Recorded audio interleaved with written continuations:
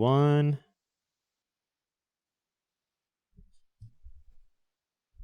Live.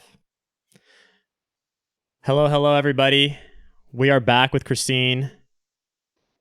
And I know probably a lot of you guys are watching the Spare Ridge Vegan Gains debate right now. I didn't even know it was going on today. Of course, we had to reschedule yesterday. Thank Christine for being back. Let's just go side by side for now.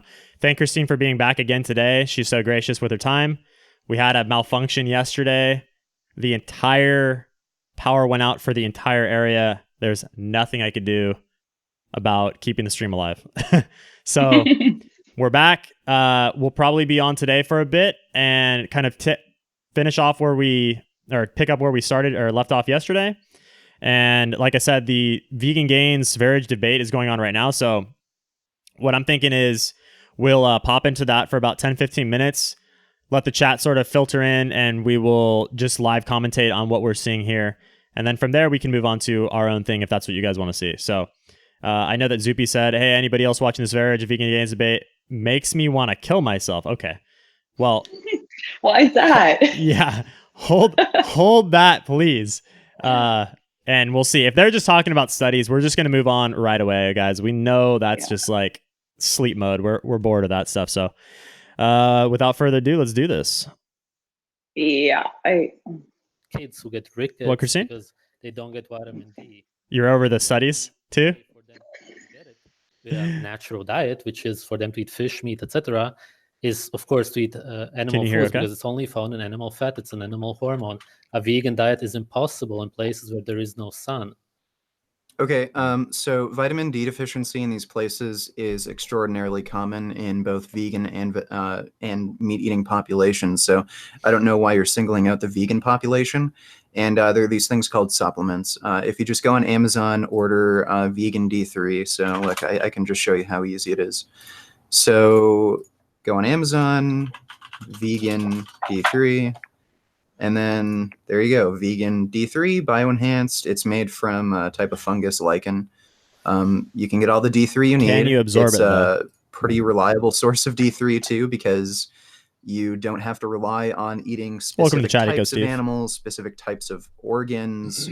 It's cheaper, easier to get. You can get way higher doses than you could just eating it through foods. So. Do you know what the supplement is called? What the actual molecule is that they sell? Okay, what is it? No, I'm just asking. You don't know? Okay, well, it's D3. I know they're... Sorry? Well, they usually say that what they sell is cholecalciferol, which is what is created when sun hits the skin, and you create it from cholesterol, just like most hormones, because that's why it's called cholecalciferol. So where in moss fungi is there cholesterol? Okay, wait. Hangouts is okay. I'm having you can hear me just fine right now, right? Yeah. What, it disappeared? No. My computer, I think, is just derping, or Google. Sure. I wanted to share the screen, Richard. But anyway. After you get hit with a cholecalciferol from lichen, that's the ingredient. Right. Again, I don't know much about fungi, but they do produce D3, cholecalciferol. Right, but they don't, because cholecalciferol is made from animal lipids. That's why it's called chole, because it comes from cholesterol.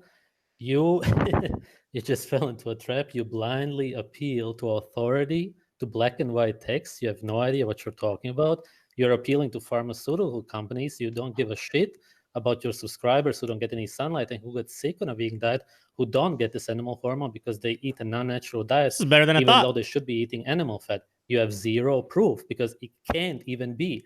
And you have no idea about supplements whatsoever. Supplements are fake. It's a business, man. You vegans fell for it, and you're slaves of the pharmaceutical companies. You're taking medicine to treat. He looks a little worried right there. He looks what? Diet. He looked a little worried right there. He's just like. Well, I was watching like 10 minutes before we came on, and he had some good points, and vegan gains was just kind of like, okay, moving on. I was like, right. Yeah, about the was about cholesterol, which I think the evidence is starting to show, or not starting to show, but like all the stuff that we used to think about cholesterol I'm kind of rethinking all of that now as well. Same. I feel like when, and I want to clear this up with Bart K today when I have his ear on the stream, but like my understanding of cholesterol is, yes, that's what you're going to find at the sites of these arterial damages, like the inflammation sites, basically chronic inflammation sites.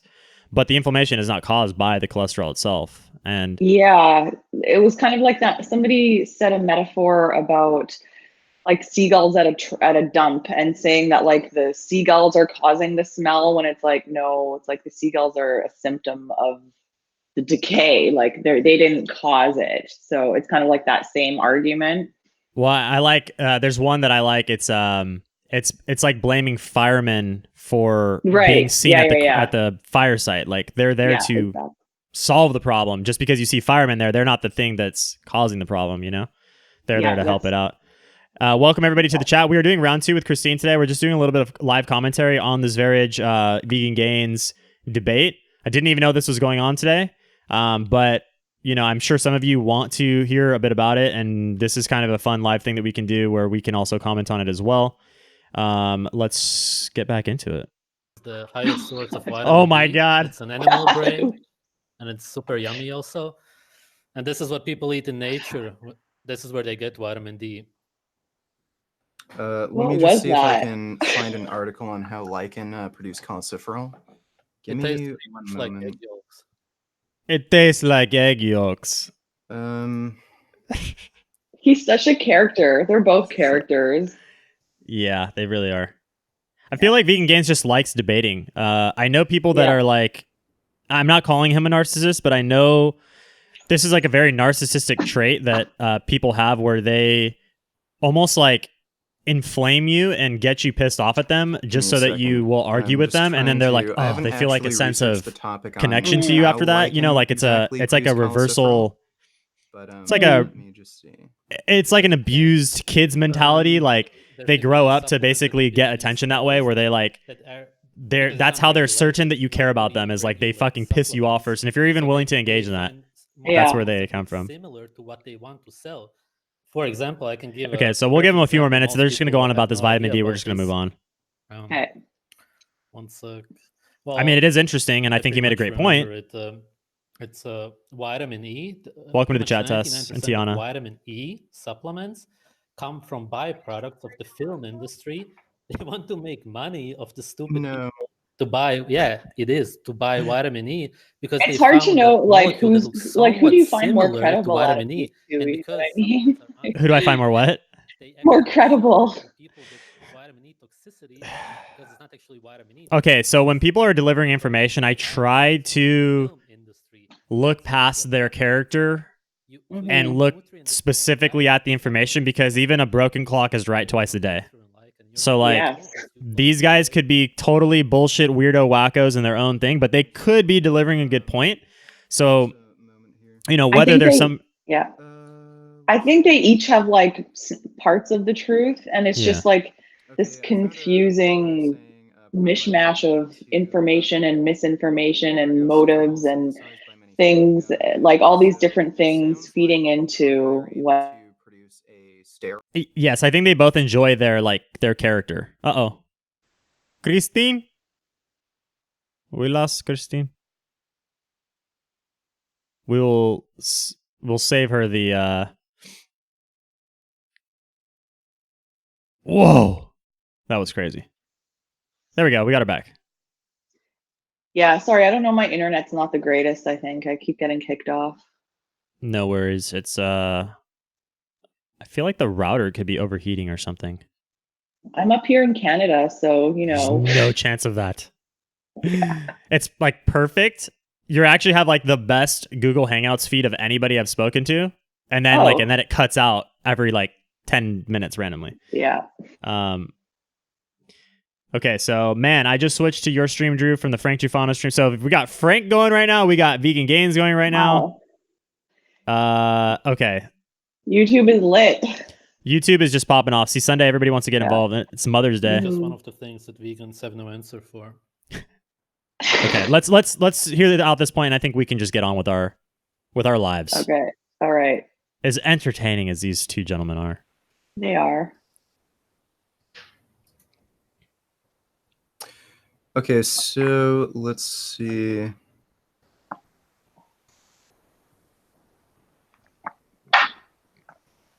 See, they want to go back and forth on this like ticky-tack information. And I feel like we can, on a practical level, we can move so far Also, beyond if this in anybody's terms curious, of this is the highest source in of terms of lime useful in the debates. liver Like, of an it's animal. like, It's also how scientifically many validated. vegans do you know that are truly thriving? Like, just ask yourself that question, you know? I personally can't think of. Well, okay, I have like one friend in Victoria who's been vegan for a long time, and she's doing pretty good. Okay, so But other than, let's specify yeah, though. Like, what does it mean pretty good? Like, how's her weight and her fitness levels? Like, is she in shape? Yes or yeah, no? she's in shape. Okay. And then we have like, how's underlying health issues, including gut and digestion? Well, I think yeah, no, she's doing fine. Like, no complaints. She looks good. Like, she's a couple years older than me, and she looks super young. And yeah, she's like the outlier, I'd say. Like, she doesn't have any issues really. Yeah, this was like a point that I was making with yours, and I was talking to some other friends about it. Is like, I like having you on and even showcasing to people that like you had amazing results in comparison to other vegans. But again, it's like, Mhm. this is what we mean when we're talking about genetics. Like, because people just like use that as a scapegoat for everything and they don't understand what that really means. But when we Yeah. talk about somebody having like a superior aptitude for gaining muscle and like their genetics and things like that, like you were able to do this, you were able to look and fantastic on a vegan diet, especially even compared to Oh, like thank you. meat eater people. But to your own potential, like, and you even said that yesterday, is like you know the amount of work that you were putting in was not equaling the output. So Yeah. that is a very important thing for people to understand. All right, so you know what? Let's just get our own thing going on here. Okay. We'll pocket these guys for a bit, and we'll just get it going on. So by the way, guys, we just kind of did this to warm things up. But if you guys have any questions in the chat, feel free to chime in. There's a lot of live streams going on right now, I know. So thank you for being with us, and we are going to get on with it. So yesterday, before everything cut out, Christine and I were starting to finally get our rhythm going with like just going back and forth, and it was feeling really good. And will you wander my super chat from yesterday? What did you say? I'm sorry if I missed your super chat. Please let me know what it was. We were just beginning to talk about Derrick Simnet yesterday and just like in general. So if you have a super chat, shoot it out right now and we'll get to it. Otherwise, we're going to go pick up where we left off. Tess wants to know how many eggs you usually eat per day or week. I go through like a dozen a week. What about you? Yeah, pretty much I'll have a dozen a week. Like, I'll have maybe 2 a day or maybe 2 or 3 a day. Some days I won't have any eggs. Like, it's just kind of random. I'm in the same boat. Yeah, I go like 2-3 days without it, and then like I'll do 5 in a meal. I usually do it as a supplement to, like if I have a steak that's kind of on the smaller side, you know, Mhm. like I'll supplement with like however many calories I need to fill out that meal. I'll use that for my additional. Totally. I eggs because like they're easy to I think they're one of the easiest things to get a good source of. So there's the least amount of kind of like pain and suffering, I think, in like pasture raised free range eggs where it's like on a home kind of like family farm, and that's where I get my eggs from usually here. So Are it's your a eggs really great, dense orange, by the way? they're super orange. They're like a dark, yeah, a dark, Cool. like those pale yellow yolks, those are no good. And they don't taste, they have no taste either, no flavor. You can taste the difference. Mm-hmm. So it's a good, cheap way to add calories and lots of nutrients, especially those egg yolks.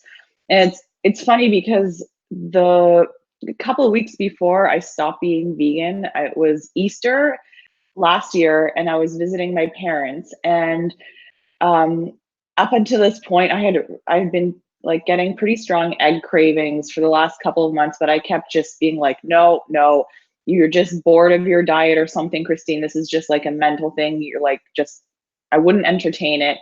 And then there was this bowl of hard boiled eggs in my parents' fridge. And I don't like hard boiled eggs, but and my parents had gone out for a couple hours. So I like literally, it was insane behavior because within a couple of hours, I just kept walking to the fridge, opening the fridge, staring at the bowl of eggs, closing the fridge and walking away.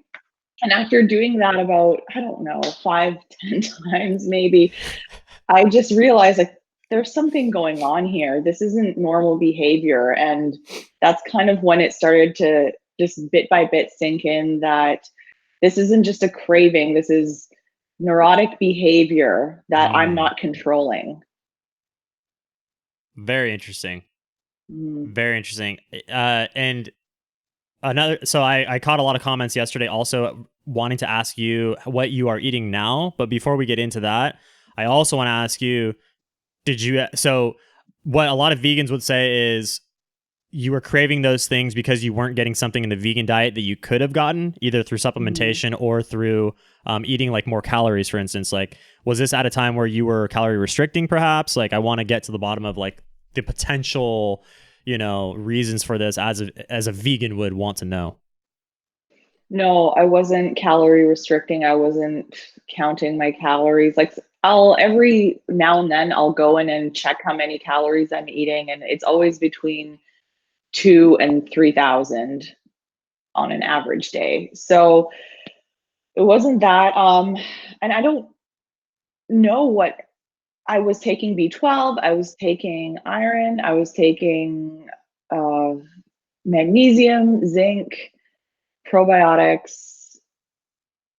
I said B12 already, right? Yeah.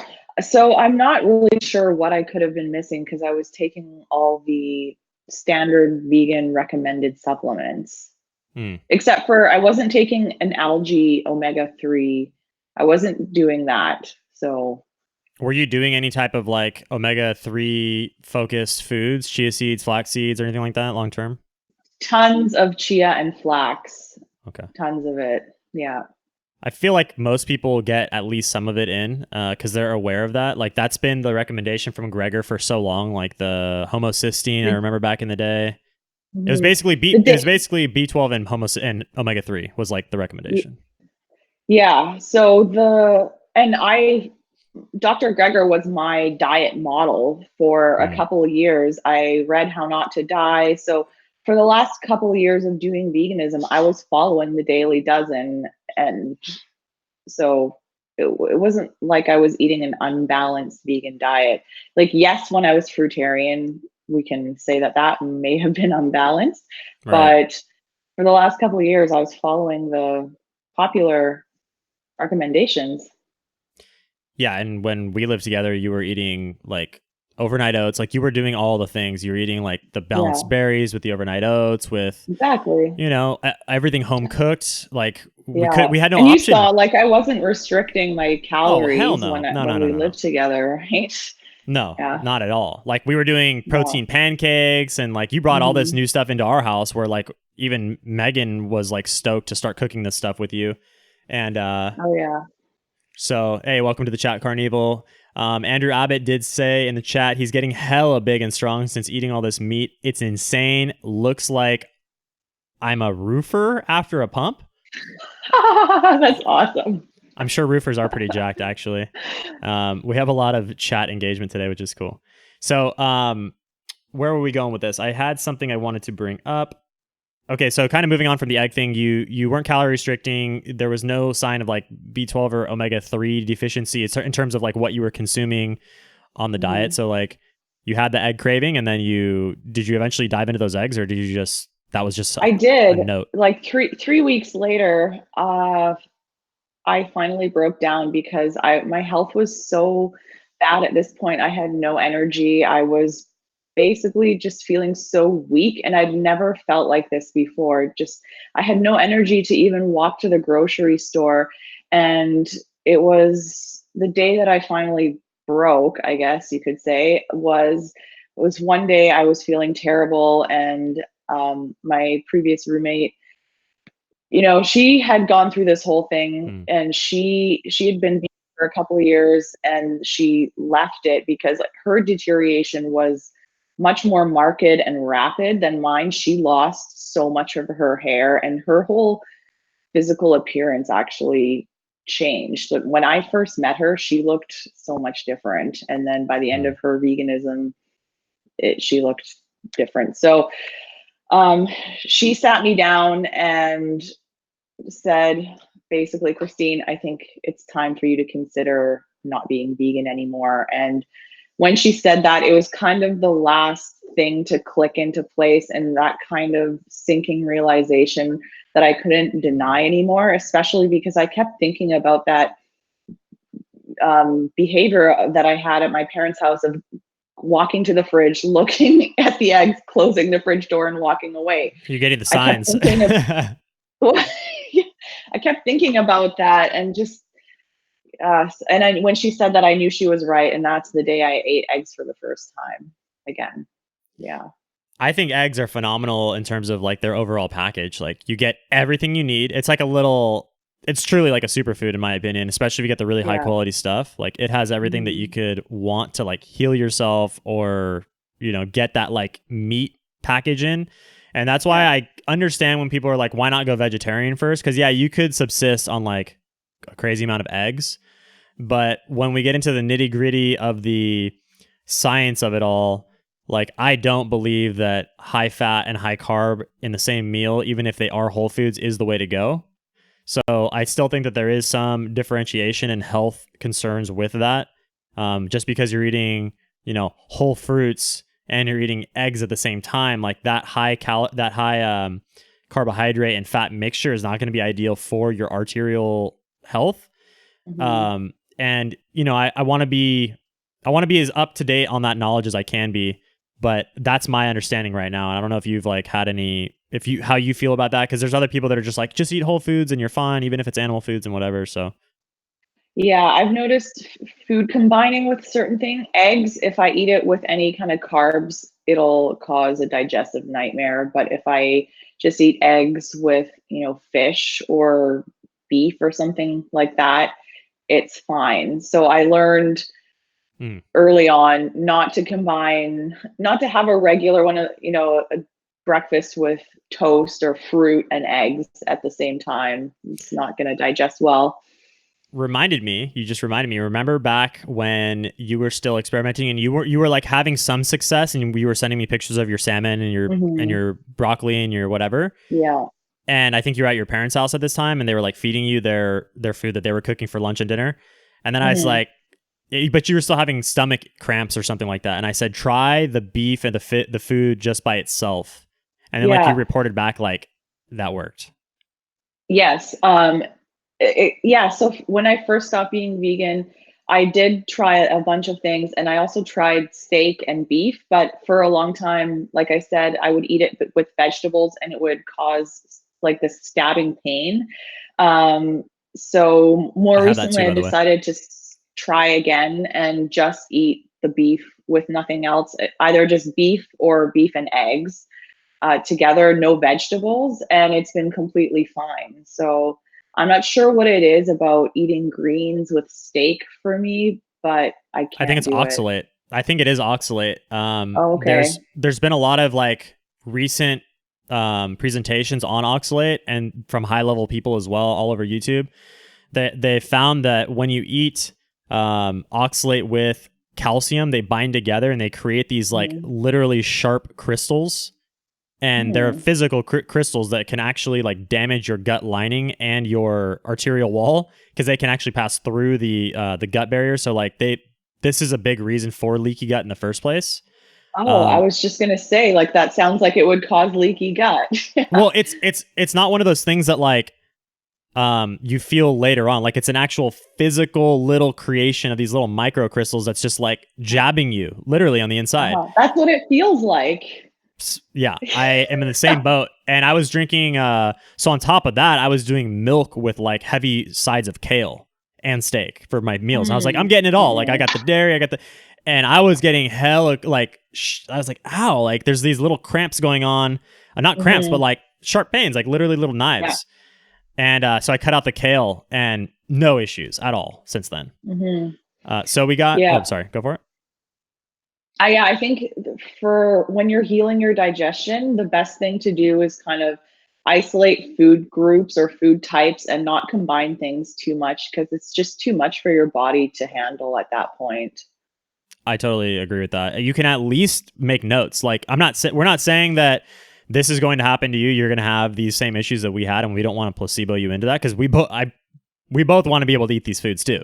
Just that sometimes we can't in certain quantities or whatever. But it's good to note what does affect you and how it does affect you. So like keep that mental note for yourself. We got a couple people chatting to us. Carnival said, you were talking about Simnet last stream, and yes, we are going to get to the Simnet. We know that's right where we left off. Luckily we checked into it. We got a couple other people. Red-headed Princess, she says, how much of your diet is plants? And is your gut better? So I guess you could probably speak to that. How much of your diet is currently plants? And we kind of did talk about that right now. Yeah. So my diet now basically consists of apples, berries. For breakfast, I kind of make this gelatin, more of the weird mixtures again, but this kind of jello with berries and this collagen, or what is it? It's collagen. It's from Bulletproof. And that's been making my stomach feel really good, actually. Then for lunch and dinner, it'll always be fish and vegetables, or chicken and vegetables, or if I eat beef, it's by itself. For some reason, chicken I can digest fine with vegetables. It's just the beef, that red meat I can't. It's probably because of the fatty content, I would imagine. The fat, yeah, possibly. It's just like, it's one of those things where it's probably creating more bile, it would be my guess, like to actually break down the fat, and then whatever that mixture is with the greens is probably not going good. Whereas like the chicken, typically chicken is leaner, right? So that's just my theory. Like that's my quick theory. Don't fucking people on the internet, they get all wild. Yeah. So I do really well with making a homemade chicken soup as well. When I'm really feeling like my stomach is not happy, if I've been too flexible with my diet, just eating junk food basically, I will buy a whole chicken and just make a soup from scratch and then add veggies to it. And that always really calms things down really well. Nice. People are talking about veganism being cheap. Veganism is cheap and easy. Just eat rice and beans. Vegan also take DHA, ALA, blue-green algae, spirulina, flaxseed, goji berries. Well, like the list just goes on, and it's true. Like I mean, I don't want to name names, but people that we used to live with in our house, they had a supplement basket that they would take with them when they would travel.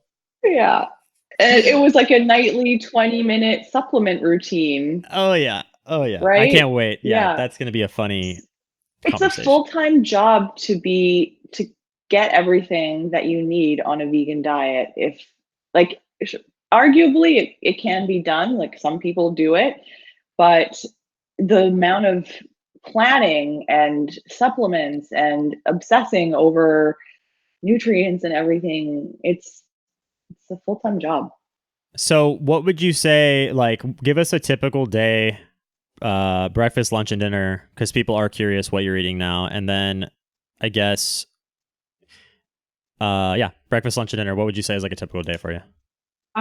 Okay. Yeah, so today I had a blueberry jello type of thing. So I'll mix a tablespoon of flax seeds and hemp seeds and a scoop of that gelatin with some coconut butter and some honey. So, and then pour that over berries, and then it like solidifies and becomes sort of like a berry jello. And that's kind of my breakfast. For snacks, I eat a lot of coconut products, like coconut chips, coconut butter, just coconut, so many coconut things. I love coconut, and it's one of the least inflammatory, like plant fats that I have found that work well with my body. And then for lunch, I'll have, like today I'm going to have chicken soup with veggies, and I'm not sure what I'll have for dinner, but it's usually either like a protein and a vegetable. So either eggs and vegetables, but actually I found that eggs and vegetables don't really go well together either. Eggs and beef either together or separate. Avocados, So yeah, it's very simple, really. But sometimes I will, over the last few months, I will allow myself, I have been allowing myself to just be more flexible and eat, what I would consider junk food at restaurants. Like I said yesterday, chocolate croissants when I'm at school, just because I also still feel like I'm mentally refeeding from the years of not allowing myself to eat those things. So, and I find it interesting, all these people, all of us who've gone from veganism to eating an animal-based diet. Again, like I'm eating more animal products now than I did before I was vegan, but I feel like it's like a mental refeeding and also a physiological refeeding. And I think that as time goes on, I'll decrease the amount of animal products I'm eating. But right now, it still feels like I'm in that refeeding phase, you know? Totally. And I go through like little waves of this myself. Like sometimes I'm craving a little bit more rice and stuff like that. And there was a meal that I was eating the first few months where I was going to this Persian restaurant getting like kebabs with like this big plot of rice. And I was enjoying that.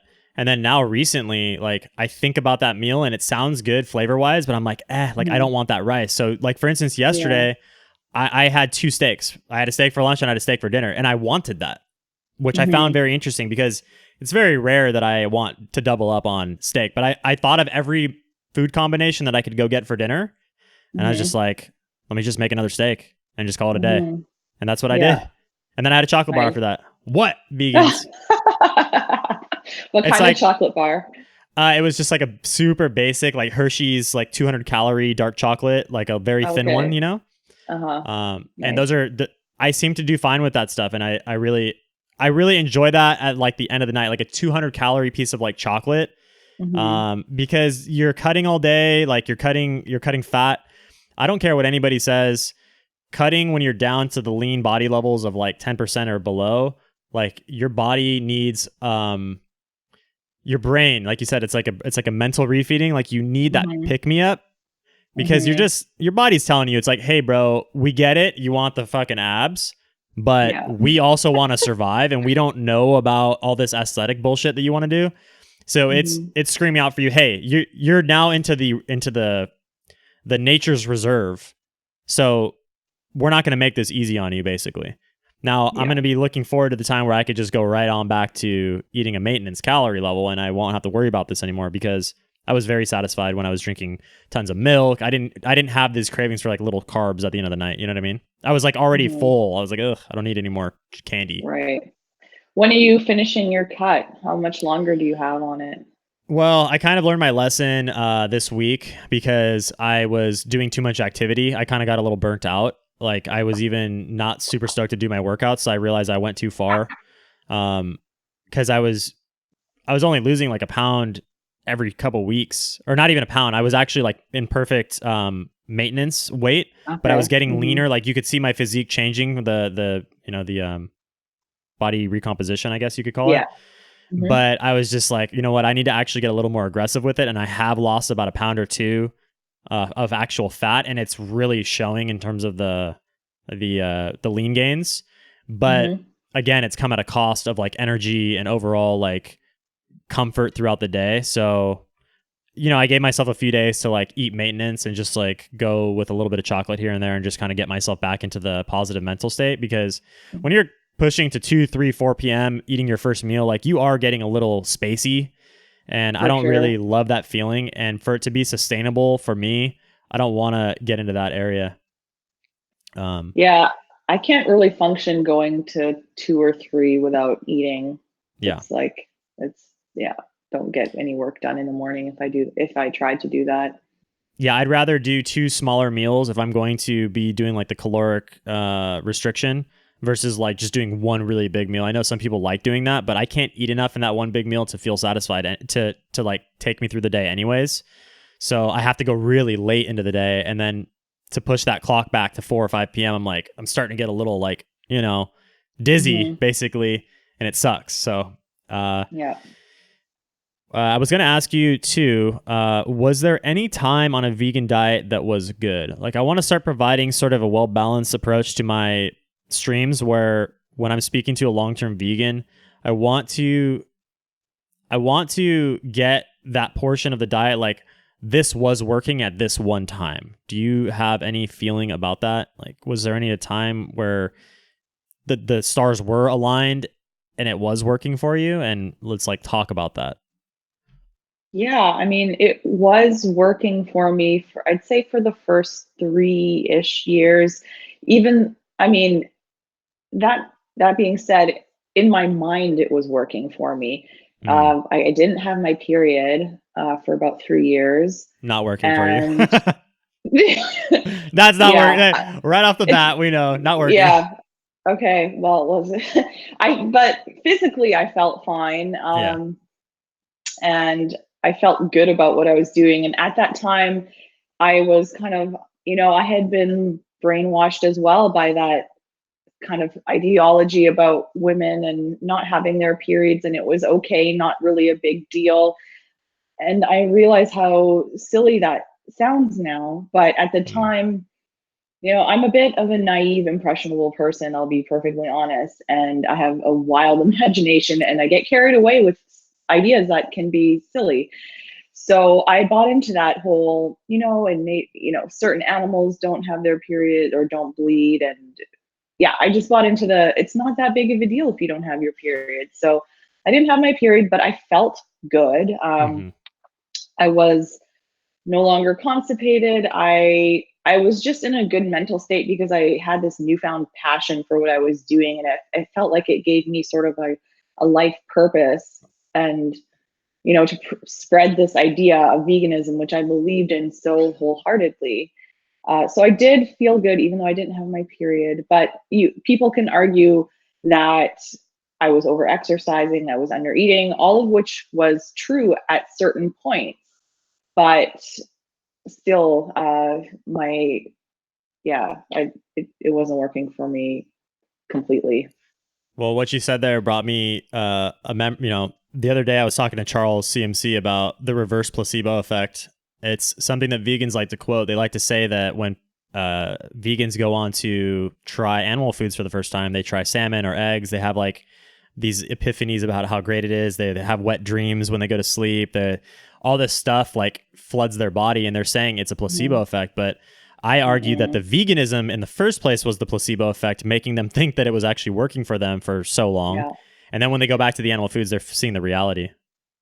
I was doubting myself when for the first 2 months of leaving veganism. I seriously doubted myself. And it wasn't until I heard your story about the overnight occurrence that you hadn't been happening after your first meal, and the same thing that happened with Tim Sheep. I thought, well, I shouldn't doubt it, because this is like the proof is in the pudding. Like this isn't a placebo. Like you can't placebo waking up out of your sleep. That's like the best way that you can prove that it worked, to yourself at least. Like, I mean, other people can say they don't believe it, whatever. But again, enough people coming out, enough people talking about this. We're live. I'm looking at you guys in the eyes and I'm saying this stuff. Like you just have to judge the character of that person. Like, is this person, first of all, are they telling the truth? Yes or no?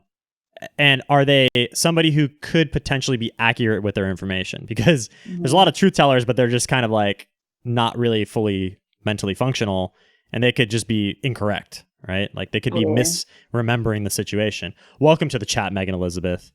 Yay, hi, Megan. So I guess we also talk about like weak. Oh. Yep, go for it.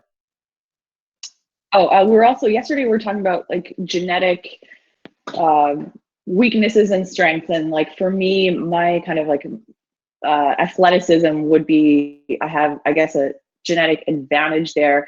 However, one of my weak points is my hair. So I've always kind of had fine, thin hair. And when I was vegan, like I had the worst hair that I've ever had in my life. There was one point, I think it was in 2015 or 2016, but like so much of my hair fell out and broke off that Megan actually had to cut it to about this length because it looked so horrible. And I've never had hair like that. I mean, my hair's not great really right now. It's not bad. It's just my regular hair. But after a couple of years of being vegan, I had the worst hair that I ever had. And it's taken a few years to recover from that. Very good point. And it's so like with social media, everybody shows their best self, to the camera. Like it's easy to, let's say, hide your hair when you're coming off a fruitarian diet. Like we can't obviously see that you don't have a period. Your hair is easy to sort of do up and fix up and all that stuff. And then like all we see is this like amazing physique that you built on a fruitarian diet, and you become like, built up and put on a pedestal basically because like you're doing the one thing that a lot of people can't do on the diet. Whereas like for me, like I couldn't build my body very much, but like my hair was fine, for instance, and yeah. You never had hair, like, did you ever notice any changes in your hair, or was it always just thick and well, good? The only thing I will say is that I feel like I'm not blaming veganism for this at all, because I know genetically I have grays. So like the last year I noticed an extreme increase in gray production.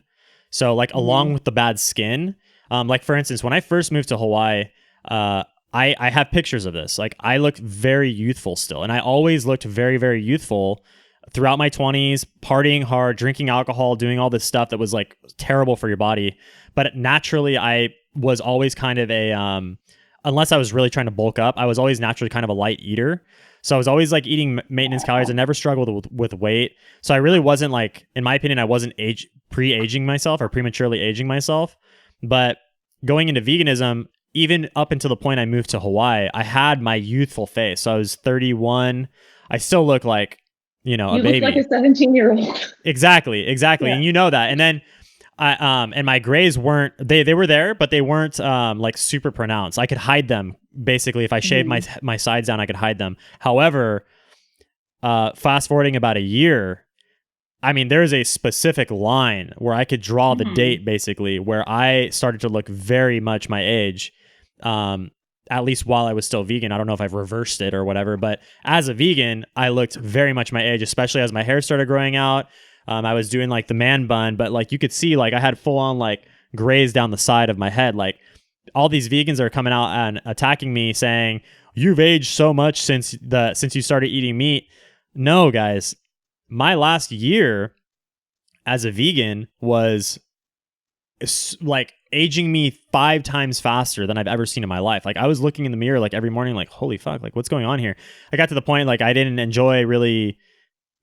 I mean, when I took a selfie of myself for like my body updates, I would just look at my face like, what is happening here? Like my face looks messed up. And then I showed those pictures, that the degeneration the other day of my face, and it's just it's hard to look at. It really is like sad to me that I wasted so much time, Have you noticed any, like your hair, do you think you have a chance of reversing the gray at all? Are you expecting that you might see a bit less gray in the next year or so? Or that'd be interesting to document anyways. Keep an eye on it, right? Yeah, I don't think it's going to change. I mean, my body, I am accepting of the fact that I have grays genetically. Like my uncle and my mom and my cousins, they all have like my cousin has actually the dopest gray hair ever. Like he was full silver head by the time he was, I'd say 40, and it looks sick. Like it's very cool hair, but I'm just, I just have to live with it basically. But I don't think it's going to reverse, but I do notice my face changing back. I think it's a bit fuller, around these the eyes here. I think we may have talked about that yesterday. We do have a super chat. Is it maybe the drugs Westerners take, not a particular diet? Okay, hold on. Is it maybe the drugs Westerners take, not a particular diet, that's affected our guts, as many cultures eat the same vegetables and meats 4 generations, no problem? I would answer that and say yes. I think it has a lot to do with the antibiotics that we take as a kid. Christine and I both had like similar things growing up. We both had ear infections. I had a lot of ear infections. I got chickenpox really bad as a kid. I don't know if you got chickenpox. I did. Like whatever the sickness was, I always had the worst version of it. Like, yeah, I had a bad immune system when I was a kid. I was sick all the time, unfortunately. Same. And I was born with jaundice, actually, just to be fully transparent. So I had jaundice, moving into ear infections, moving into, asthma, using inhalers, which is also another known bacteria, microflora suppressant. So I think that has a lot to do with it. And D, I also want to say that when we talk about lifelong vegans, people who've been vegan since birth, I've never heard of a lifelong vegan complaining about gut issues.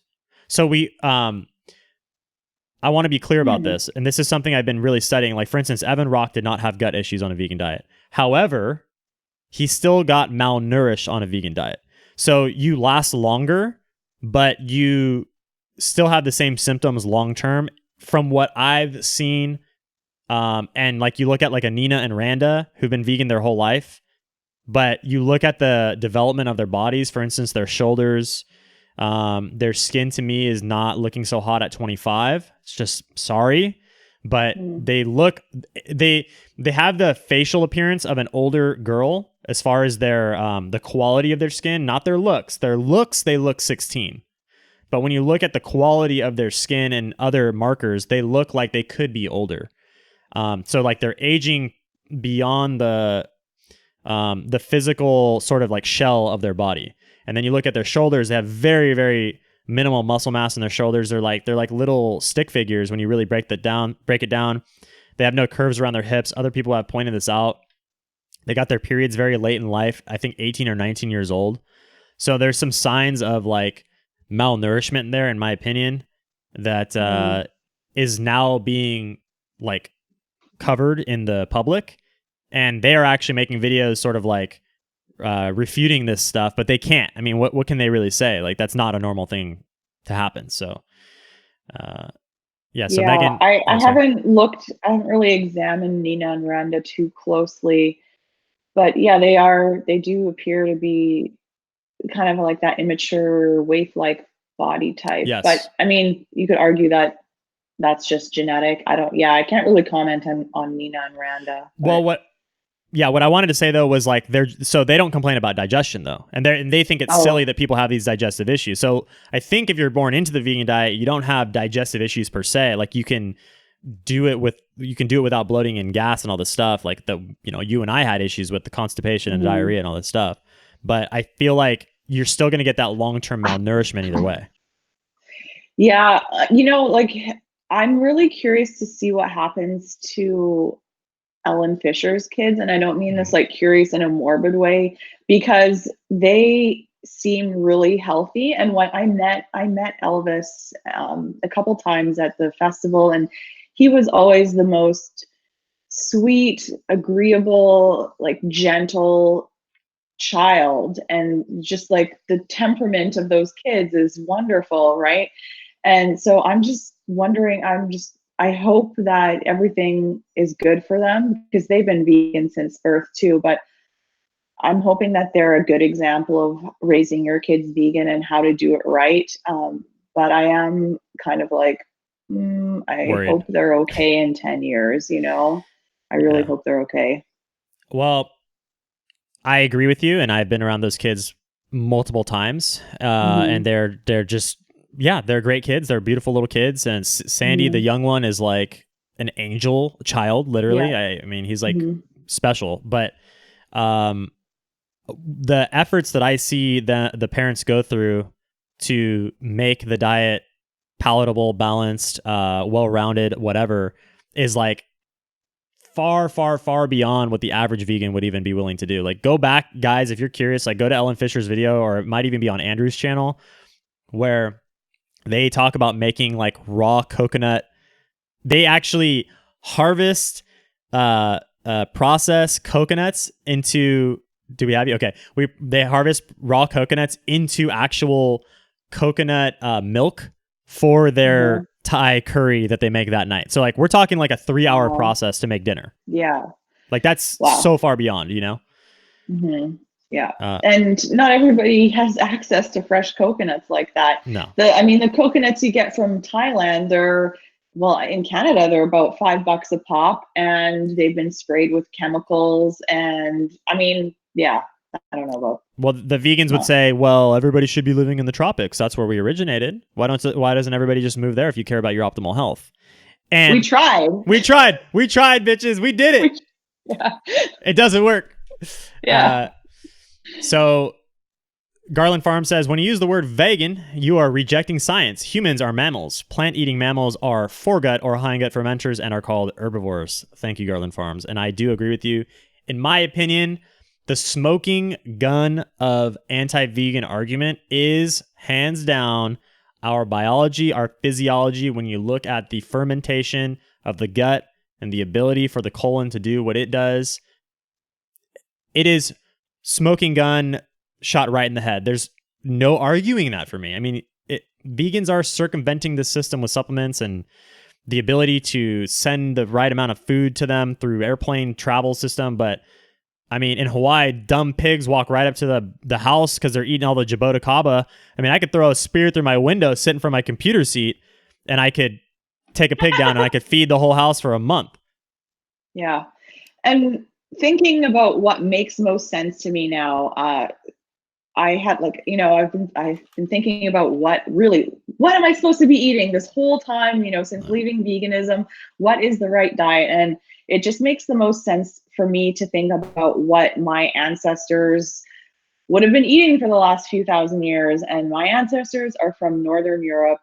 So they would have been like fishing, a lot of fish. They would have been hunting like birds, game, probably small game. I don't think they'd be eating too much large game, but mostly like birds and fish and berries and apples. That's what grows in Northern Europe for fruit, and that's the fruit that I'm eating now. And these are the foods that work the best with my body. So it seems to make perfect sense. Like fish and chicken are the things that make my body, fish, chicken, and berries and apples, like those things, my body likes those things. When I start experimenting and adding in other things, it's iffy. Like I did go through a period of time where I was experimenting with dairy, but I come to the conclusion that dairy is not a compatible thing for my body. And the only dairy I really have now is ghee, which has the casein removed and the lactose. I don't think I'm lactose intolerant. I think it's like the casein protein that I'm sensitive to. So ghee is fine, but I mean, my ancestors weren't eating tofu and lentils and rice. My ancestors were eating fish and maybe dandelion greens, like whatever they could gather, and maybe some oatmeal, or like not oatmeal, but maybe that kind of thing, but in small amounts. Like my diet wouldn't have, like if I was living 1,000 years ago, my diet wouldn't have been overwhelmingly grains or beans. It wouldn't have been. I find that interesting, and this is going to maybe sound racist to some people, but I don't really care. But in terms of like the epitome of white genetics, I feel like the Northern Europeans have the best. Like they're generally the tallest. I don't know about their health issues, but they have like that wide bone structure. They have the wide faces, assuming that they're eating a healthy diet and they grow up this way. Like all the strongest men on earth are from like Iceland and Greenland and these places. Like really? Yeah, they're all the ones who are winning all these strongman competitions. They're like 6'8", 300 pounds, and they're just strong as hell, and they're just born that way.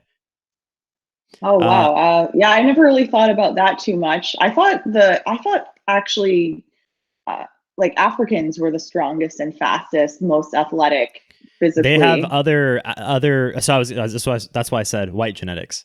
Because I do believe that the best genetics for like a black person would come straight from like the heart of Africa. There's a UFC fighter, if you guys want to go look this guy up. He's a freak. His name is Francis Ngannou, a total freak of nature. This guy, when this guy got hired onto the UFC, he was literally digging ditches in Ghana, and they have video of him just putting dirt into trucks. And I mean, he looks like he's a bodybuilder, but the guy is just like a freak, and he's not rare there. Like there's all kinds of guys like that. And they're eating chicken and all this stuff. They're not eating vegan food. Keep it that way. I wanted to get in. Oh, so Sid Meister, by the way, if you're still around, thank you for the donation before you head off to work. I appreciate that. Have a good day at work. Please check the stream later. We have so much chat going on. Welcome back to the chat, Senka. She's unblocked. I had to unblock her. She was getting a little too rowdy.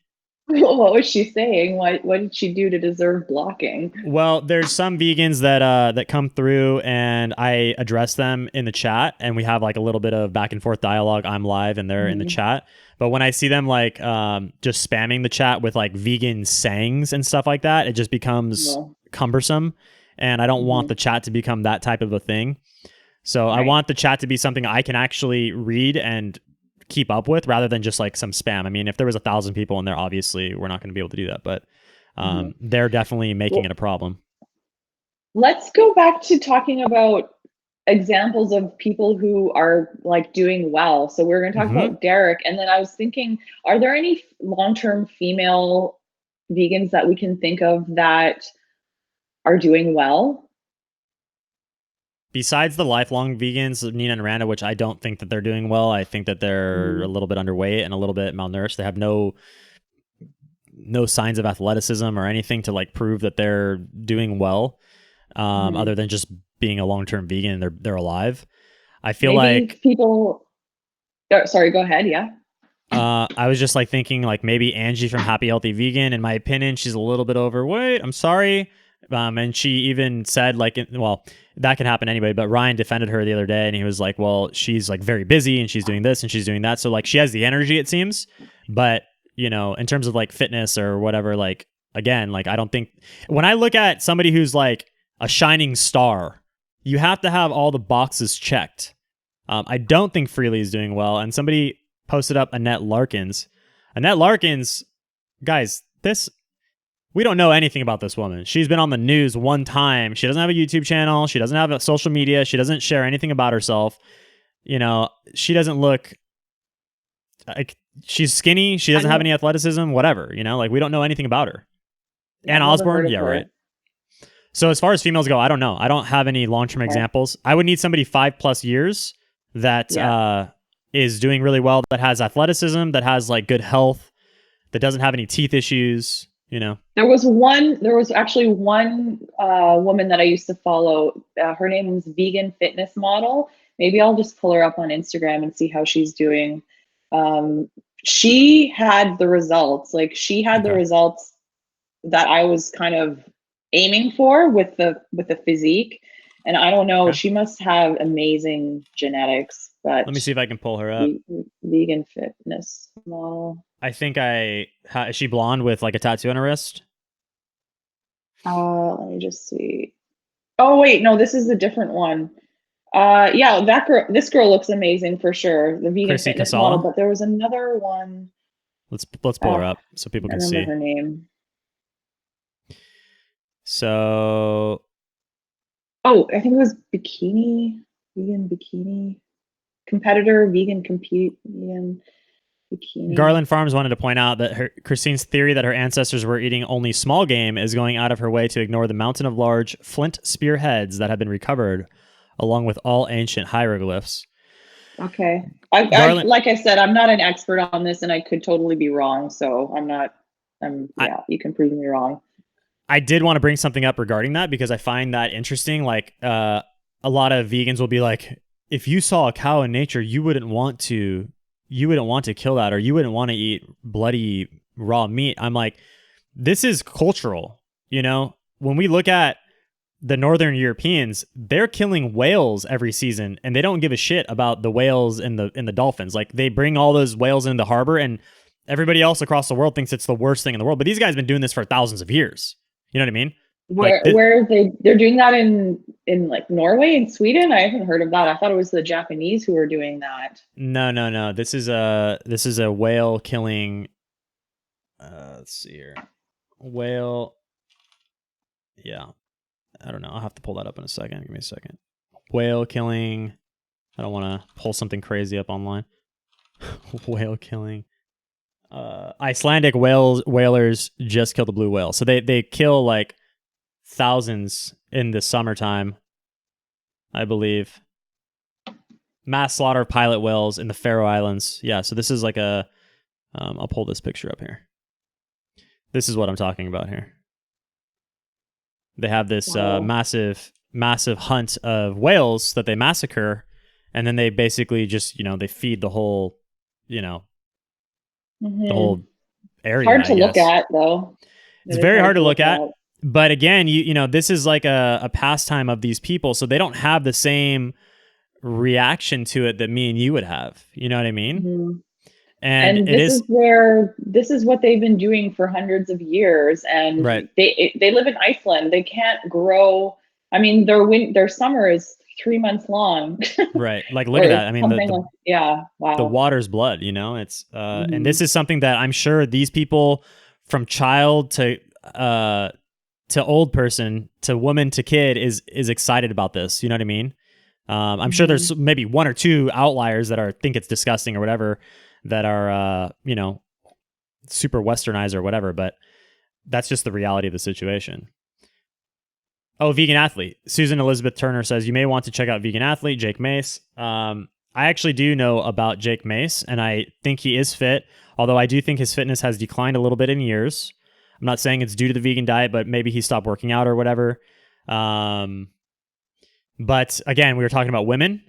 So I think women fare worse on the vegan diet long term. Personally, I think there's a lot more hormones to keep in balance for women. So you either see them go one way or the other. They usually either go super skinny or they get fat, and they kind of like mess up their hormones.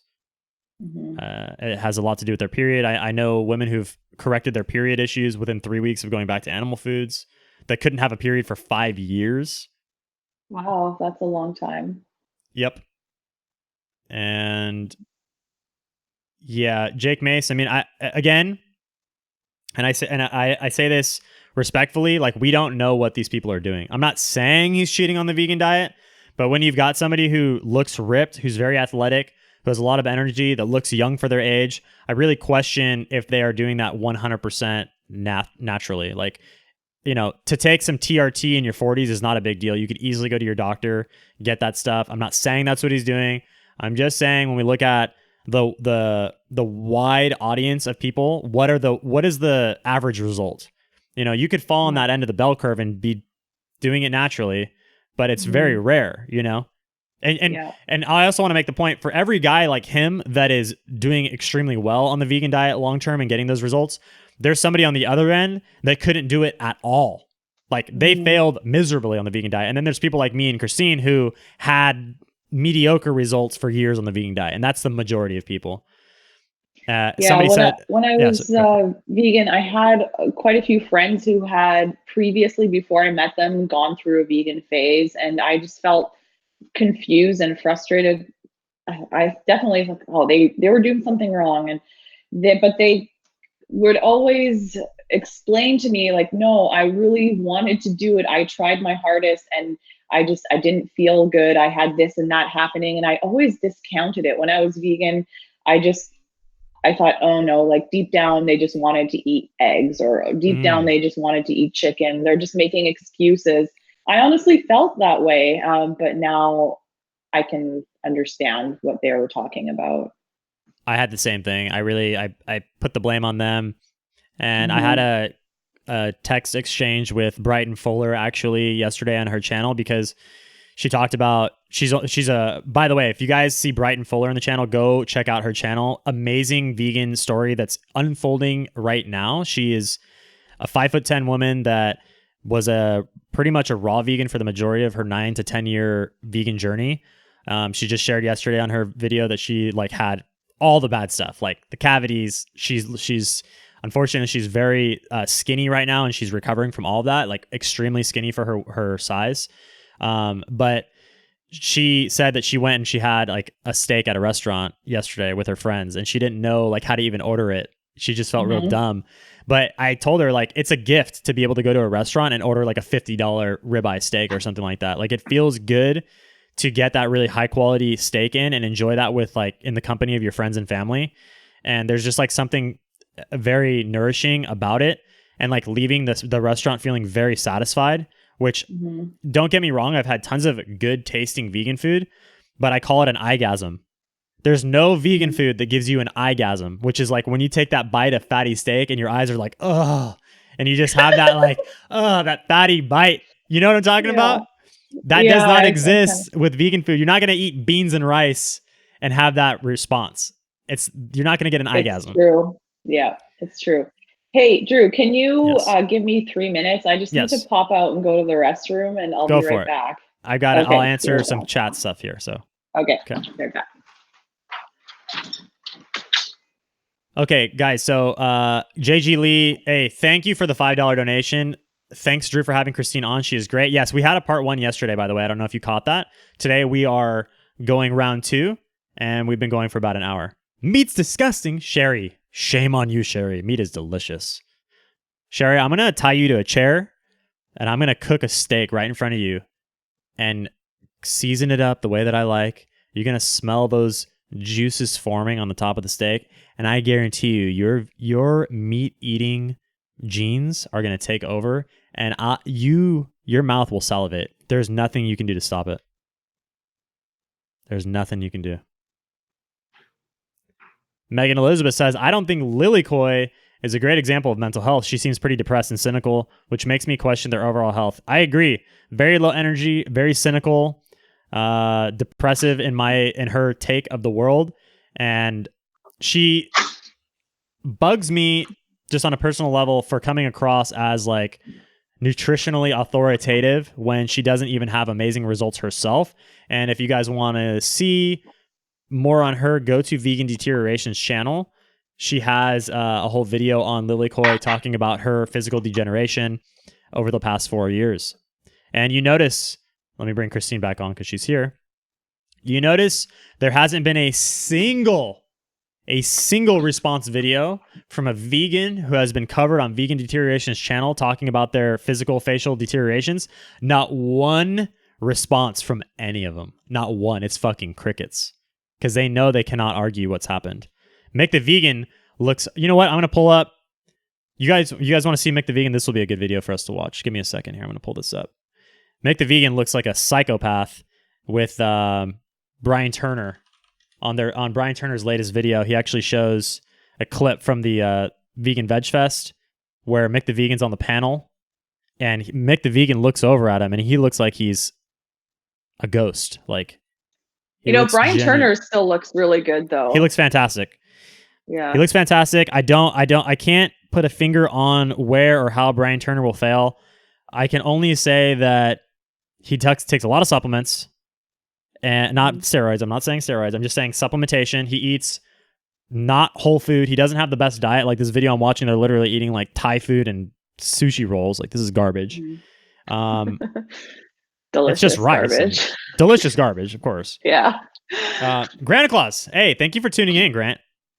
I love when personal friends show up to the stream. It's freaking awesome.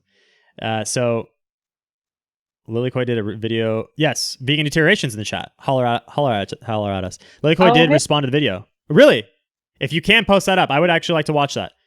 Wait, so Lilikoi did a response to Vegan Deteriorations?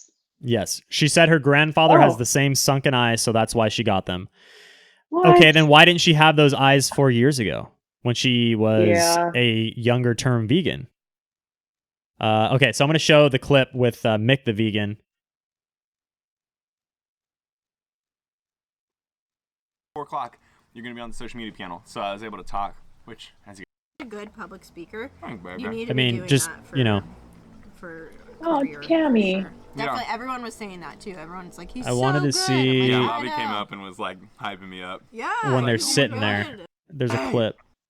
Mike kind of like started answering him. Yeah. Started debating him, right? Yeah, debating him for sure. Yeah, that was so strange. It was weird because no one knew. It's too short. Not this again. Have the power. That's so funny. So, it was so.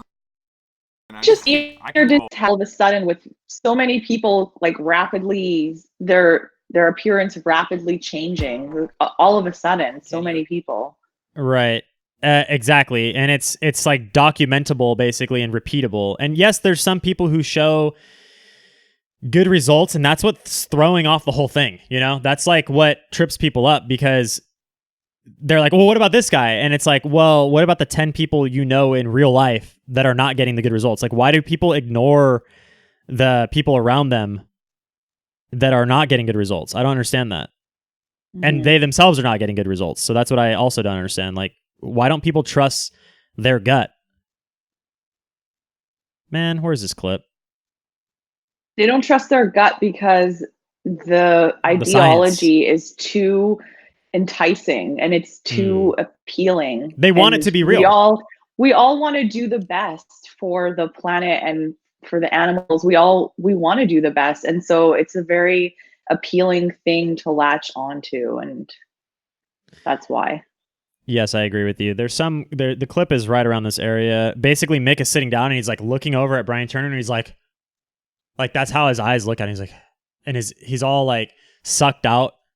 And it's funny for me to call somebody else sucked out because I'm 144 pounds right now. But here we go. Look at his face. Look at his face. Here we go. Look at Mick's face. Like, this fruit guy or something like that. He was really into it. Screaming, freaking out. He was pissed. And he was standing right next to Bobby and I were sitting on the ground. Yeah, he was right. Just like he was right next to us, standing next to us. He does look like, what is thin. happening? Like, yes, what? he does look we kept thin. trying to like. he looks crazy. But look at Brian Turner's shoulder. Like, that's not a vegan body right here. I don't know what the he's doing, but he's doing something right. Was Brian Turner ever like kind of similar body type to you? So really skinny or anything? Or is I his don't think so. body type just kind of more of a bulky, kind of not beefy? I don't know, like thicker? Is he just naturally kind of a thick person? I don't know for sure. I think so, yeah, because he's like around 6 feet, I believe, tall, and he's always had like that big physique. Like before he was vegan, I mean, he was well over 200 pounds, like very, very big and strong. So he is smaller and weaker for sure as a vegan, but he's maintaining. He is? Are you sure? Do you think he would? What do you think he would say to that? Would he agree with you on that? He might say that he's put on strength, but I don't see how that's possible when he used to be like 225 and right now he's like obviously a little bit leaner than he used to be. He is definitely somebody who utilizes IIFYM's type of eating, so he's like able to sort of like cheat the system a bit and get the look that he wants without the nutrition, in my opinion. You know what I mean? And then when you factor in supplementation, you can achieve anything. But yes, I'll have to double check my references on that. Thank you for calling me on that. I will have to see if he is actually stronger or weaker than he was, but I know that he's been doing physical therapy and can't do the same exercises that he was doing like even 2 years ago. So like I don't see how he could possibly be as strong, but that's a recurring pattern of people that I've talked to, like sustaining injuries and then not healing.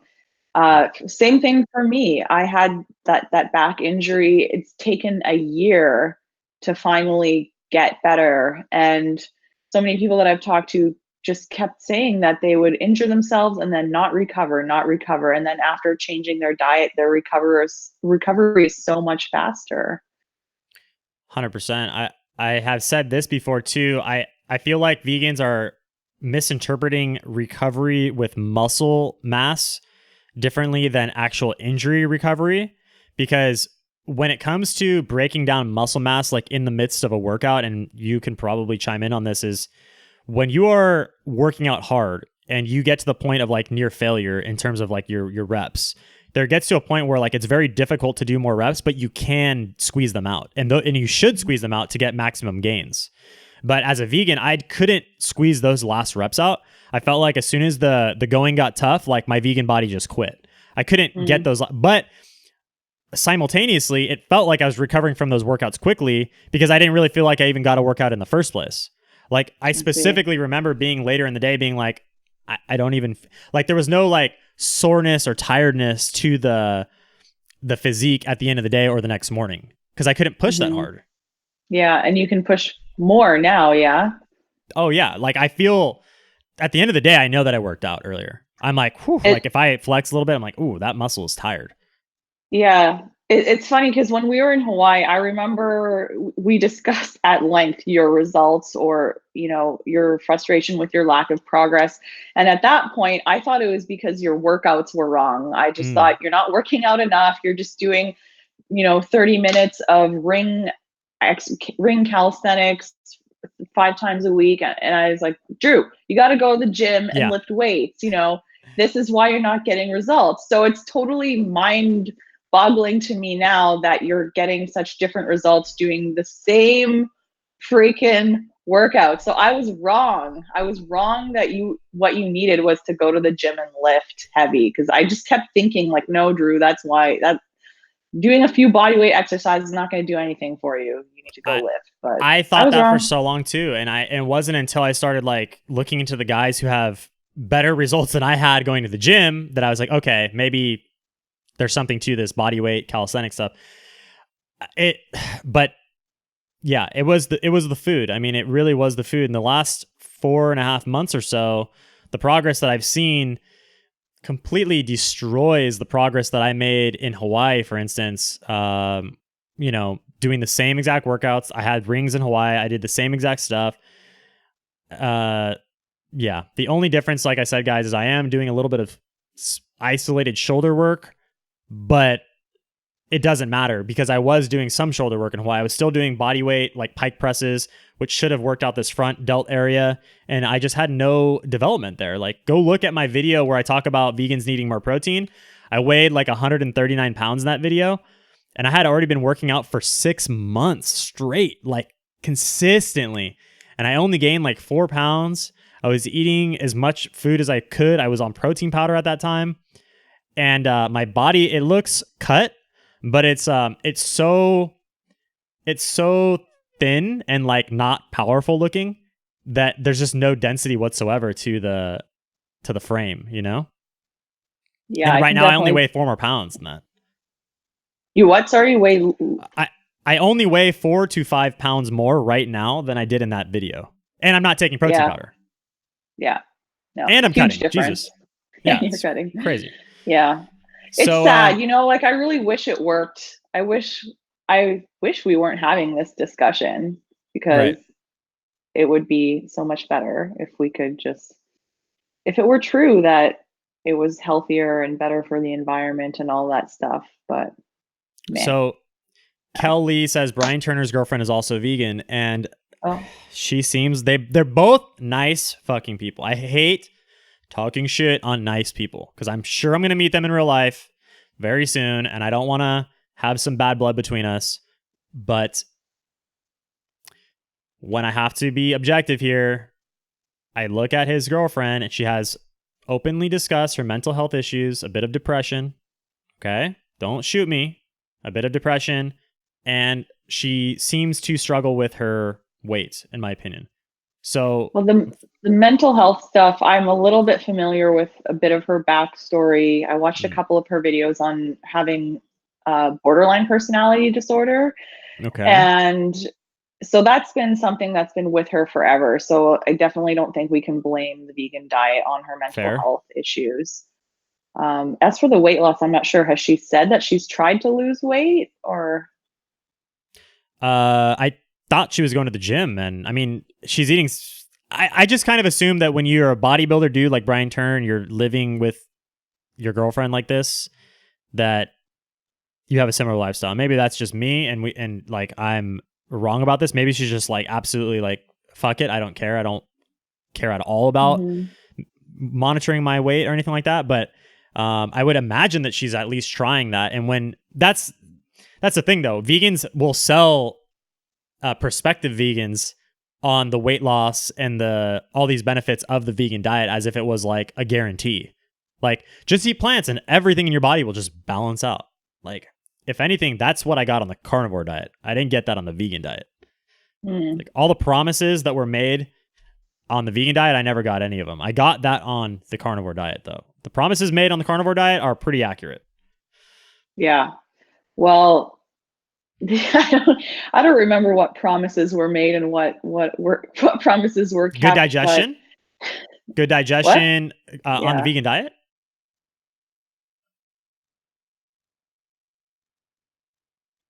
Do we have you back? Okay. Oh, I'm here now. Yeah. I didn't hear the last thing you said, the digestion. You were talking about the promises made on the vegan diet going into it? Right. For me, I guess the promises made, so I went into it more from a spiritual, ethical stance at first, and then I started learning about the supposed like superior health benefits, and that made me buy into it even more. But I kind of wanted to do it from a spiritual perspective, I really loved the idea of eating only fruit because it was like what the tree willingly gave us, and the fact that fruit is designed with the implicit purpose of being eaten. That's the purpose of fruit. The tree wants it to be eaten. So I just felt like that was the most most in tune with nature, and it was more of a spiritual, ethical thing. So, and reading, I've gone back and read some of my journal entries from around the time when I was fruitarian, and just some of the stuff I wrote, I have to chuckle at it now. Like, I just was so off in space, I was on a different planet. I need to point that out too, because the fruitarian specifically will talk about this ideology that, Ted Carr loves it. Like, the fruit is made for you. The humans are symbiotic with the tree, the seed, the fruit, and you spread the seed for the tree. And it's this beautiful Johnny Appleseed storyline. Well, here's the reality. Okay. Most of the fruits that are available are not made for humans because they're not even palatable to humans. We don't even need to get into the hybridization theory of the fruits that didn't, these bananas didn't even exist over a couple thousand years ago. But like, for instance, in Hawaii, we had the lychee tree in our front yard. I ate hella lychees. But guys, lychees are delicious, but they still gave me a stomach ache every time I ate them. I could even get stomach aches from mangoes and from peaches. Sometimes I could eat them and not have an issue, but a lot of times I did have an issue. It was like the fruit, yes, it was appealing and it was delicious for a short period of time. Like, I could monomeal peaches for sure. But generally when I did that, I had a bit of stomach pain, like not necessarily a melon belly. It wasn't a cramping. It was more of like I need a diarrhea. So there you go. Yeah, when I was eating fruit, I didn't really have stomach pain or anything, but everything just kind of like went through me really quickly, and I never had solid poops really anymore. But at the time, like, I didn't care because I had been so constipated previously. Yeah. But yeah, and that's another funny thing. Philosophy and Fruit says melon belly. Like, the worst cramps I've ever had on a vegan diet was due to eating melons. I would get these specialty melons that were actually yellow, organically grown, like $10 a pound. Not $10 a pound. They were expensive, from this local farmer that I knew, and they were super good. But damn, they fucked my stomach up. Like, I would wake up in the night, leaning over, like, and run to the bathroom and just have to diarrhea my brains out, basically, because it was so painful, like very painful. Yeah, I got melon belly really bad. So I used to want to eat half a huge watermelon as a mono meal because that appealed to me, but I could never do it because it would hurt my stomach too much. And then I would just be hungry an hour later. I mean, my stomach would be filled and I would be so waterlogged, and I just felt like I had a watermelon in my belly, but yet I was still thinking about food. I just wanted to eat more, but it didn't work. And how impractical is it to sit there and eat half a watermelon for breakfast? Like, to get 300 calories in, you literally have to eat for 30 minutes straight. Yeah, I went through a phase where for one summer, I basically ate 7 to 9 Atulfo mangoes for breakfast and for lunch. And this is when I was still working at the dental office full time. And so I'd be bringing 7, 8, 9 mangoes to work, and people would just be like, thinking I was crazy. And yet here I was feeling so smug because I thought I had the answer and that I was eating in the most pure, smart way that nature intended. And yeah, I was just a crazy mango girl. Sanka says, I eat 20 bananas for breakfast. And this is what's funny to me is I think the only people who can trick themselves and trick their bodies into feeling successful on the fruitarian diet are people with eating disorders, because I in no way enjoy the feeling of stuffing my guts. I hate that feeling. And I feel like there's people with eating disorders out there. The reason why they get overweight from their eating disorder is they feel this like sick pleasure from stuffing their guts. And when they find out that they can eat as much as they want on a fruitarian diet, and it won't make them overweight as easily, they love that idea and they become obsessed with trying to eat as much fruit and plants as possible because they know it's calorically deplete. And it That's allows them to exactly what stuff. happened to me.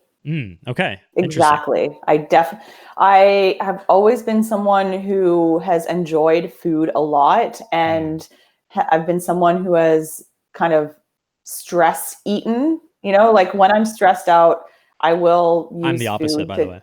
You're the opposite. Yeah. I you're can't lucky. eat. If I'm stressed, I can't eat. You're lucky. So especially the past few months, I've been stressed. So I've been stress eating and I've been eating unhealthy things, which I just haven't been able to control it really. But when I was fruitarian and even just vegan, I loved the large amounts of food that I could eat. Especially when I was fruitarian, just like this huge, the idea of eating 8 mangoes, it just really appealed to me because I just wanted to feel super full. And then it was kind of a weird adjustment leaving veganism and getting used to normal portion sizes again. I look at normal portion sizes and think that's a quarter of what I want to eat. Like, where's the rest of the food?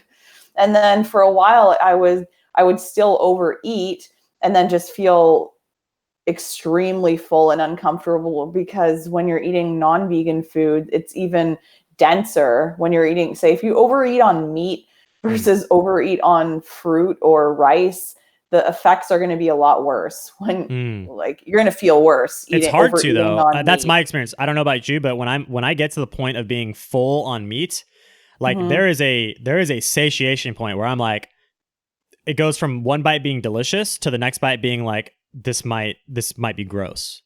And that doesn't happen on fruit. Like on fruit, you're just like, you're so full of water. You're like, I don't think I can fit another one, so I'm going to stop. Yeah. Whereas meat tells you, like, you're done, buddy. And you're not super full. You're not gut stuffingly full. At least that's my experience. So I would love to hear about yours. I'm not as, I don't like have the same exact experience. It's been harder for me to realize when I'm full, and I'm still kind of, I realize it now, but it took me a few months of experimenting with how much I should be eating in one portion and realizing like, oh, okay, like I don't need to, because I've been so used to get enough calories as a vegan, I would have to stuff myself. I would have to eat until I was like, okay, I feel physically so full. But doing that, eating meat, that's not good. That's overeating. So I learned to stop before that full feeling and just try to feel satisfied, like check in with myself. Okay, like are you still hungry? No. Are you super, super full? No. Okay, like should we wait a little bit and see if we're still hungry and then keep eating? That's kind of what I did. Yeah, that makes a lot of sense to me. And especially like you said, you kind of come from that, like you enjoy that gut stuffing feeling. I don't know what makes people like it or not like it, or what's the foundation for that. I haven't even like begun to dig into that, but I do want to say something about vegans coming, or people leaving veganism and going into like carnivore or like a heavy animal foods diet. Is I've gotten a lot of criticism for saying that on carnivore I poop once every 5 days, and people are like, oh my god, that's bad for you, blah blah blah. And I've made a lot of counterpoints to it, of course, saying like, we assimilate the food better, our hydrochloric acid breaks it down, there's really nothing in the colon to begin with. But I propose an alternative theory which vegans may understand even better. Is imagine this, guys. You go from eating vegan food, 2 to 3 pounds of food per meal, right? Tons of fiber. So everything in your system, your stomach, probably your intestines, and probably your colon are a bit stretched out. So now you go to meat and you have a stretched out butthole. Colon is used to holding, 2 to 3 pounds of poo in there. And you go to meat products. Of course, you're going to poop less often. Your colon is used to accommodating, 5 times that volume. So that's a very practical perspective I would like to offer out to people. Now, I have no way to prove that, and I'm not putting any instruments out there to check, but I'm just saying that's a very plausible explanation for that, why somebody would go to the bathroom less coming off of many years of veganism. And I think that kind of, that's one of my theories. is this the pooping once every 5 days? Was that just a one-time thing though, and people then just ran with it, or is this a regular thing? I don't go every day. I'd say my average is every other day to every 3 days, depending on how much carb I eat. If I eat drink a lot of milk, I do tend to, especially if it's store-bought milk, I'll fully admit I am a little more plugged up, so I'll go a little bit less, and it's not optimal. But let's say I eat rice every other day, I will probably poop every other day. And I don't feel uncomfortable. Like there's no like issue with it. It's just that's the frequency. It feels to me that when I eat like meat, fish, and eggs, that my body actually just absorbs it, and there's no fiber really in it, because what you're pooping out is bacteria and fiber. You're pooping out all this plant matter that you can't absorb, and that's why you have so many bowel movements when you're vegan. Exactly. They don't realize that. They don't understand that. Like, and it's messy. Like fruit, Ted Carr will say that he can poop and he's perfectly clean one wipe, poops, but I don't agree. I don't believe that. Like, I think that when you poop on a primarily fruit-based diet, like there's a lot of mess because it's so soft. Like your colon doesn't have time to do its job and soak the moisture out of it. So, you're gonna, it's soft. I never had solid poops. Like, it was always just like, it would go in the toilet and then just kind of like dissolve. Really? Wow. Yeah. Wow. I had, they looked amazing. Like they looked like they were just like one solid piece, but again, there was so much coming in that so much had to come out. I don't think it had time to do its thing in there. And I've talked to vegan athletes, this cycling kid. Do you know Rain? You ever met Rain? Miami Fruit Rain? He said, like, because he has to eat a lot because he cycles, so he's like eating 4,000 calories a day. And at that point, you're just eating junk food basically to get into your calories. Yeah. He eats pizzas and all kinds of shit. So he basically admitted, he's like, I got gas all the time, number one. And number two, in order for me to even for me to go to the bathroom, basically what happens is he eats a meal and it pushes it out on the other end. It's like Play-Doh. Like you shove it in one end and it comes out the other end. That's not how digestion is supposed to work. I didn't know that. Sometimes that's exactly what would happen to me. Like I wouldn't need to go until I put more food in to shove it, and then like it would push everything out the other end. I agree. Let's see. Clown Mazard says constipation is in a lot of cases caused by fatty liver. Your stomach acid gets shut down. Your gallbladder will stop producing bile, and other bad things will happen. Clown Mazard, I think that you're onto something with that. I think that there's a lot of long-term vegans that have issues with bile production.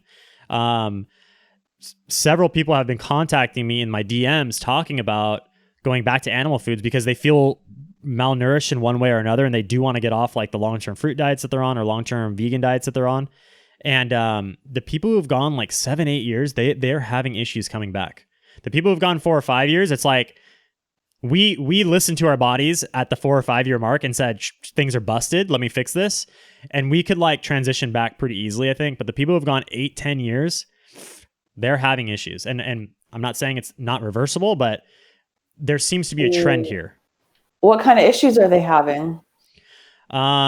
They're having issues with gallbladder stuff. They feel weak. They feel tired. Some of them want to keep supplementing with fruit, and that's the only way that they feel like they can maintain any semblance of energy throughout the day. Like it's like they're still sort of reliant on the vegan foods almost to get in energy. And I don't know if that's a case of their body being so far gone from being fat adapted that they need carbohydrate to function, or if it's a symptom of their colon being or their bowels being so stretched out that they can't, absorb the meat products, or there's a bile production issue. I don't know. And they might have also really changed the microflora or the microbiome with not having eaten meat for so long. It might just be that as well, that they don't have the right microbes in there anymore to help them digest the meat. Yeah, maybe. And also, I feel like a lot of vegans are very scared. If they are going to go back to animal foods, they're like scared of dairy. And I feel like dairy is not the enemy in every case. I feel like especially if you can get a hold of raw kefir or raw milk, you should be supplementing that in the beginning because there's so many organisms in there that it will help you repopulate that the stomach. Yeah. Carnival says low stomach acid, and I agree with Carnival because the first few weeks I had diarrhea eating steaks, and after that it caught back up and it was all good.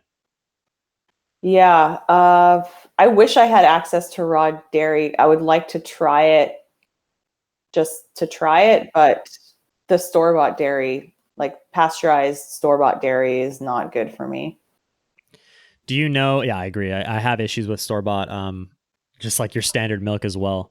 I'm trying to find milk that's like a halfway point because there is some that's a lot cheaper, but it's not completely raw, but it's like minimally processed. They use a light heat treatment on it and it has like a thick cream layer on top of it. So I've been trying to get some of that stuff, and it's a lot cheaper than the raw, but it's a little bit more than the conventional, and it seems to have more. It seems to do better in my system. What do you notice a difference between goat's milk and cow's milk? I haven't tried it. I don't know. Okay. Somebody wanted to know. Do you know who John Rose is? The juice fasting guy? I have seen a couple videos with him. Yeah, I don't know him in depth, but I know he's the guy that converted Christina many years ago. Yeah. And I also did my juice fasting based on his like teachings, my 30-day juice fast.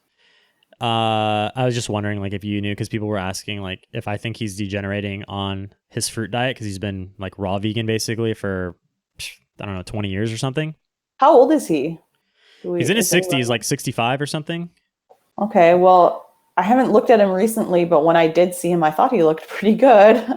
You know? Yeah, I think physically he looks good, especially for his age. But I think when you look at his facial structure, like he's a bit sucked in. And also I feel like his teeth are not doing very good. If you guys are watching John Rose and he has any type of close-ups on his face, when he's talking and you see him like say a word, pause the screen and have a good look at his teeth. I don't think they're doing good at all. Anything that's messing our teeth up, I don't think is a good diet. So yeah, teeth are important. Let's talk about Derrick Simnet as we originally wanted. Oh yeah, an hour and a half later. Yeah. So I think with Derrick, he is an example of a successful long-term vegan in my opinion, although he's around the 5 or 6 year mark if I'm not mistaken, which he could fail at any time, guys. Trust me. It could go south for him at any moment, but let's just say that he's doing well right now. What I think is that Derrick utilizes supplementation, not steroids, but like Vivo Life, which has digestive enzymes built into the protein powder itself.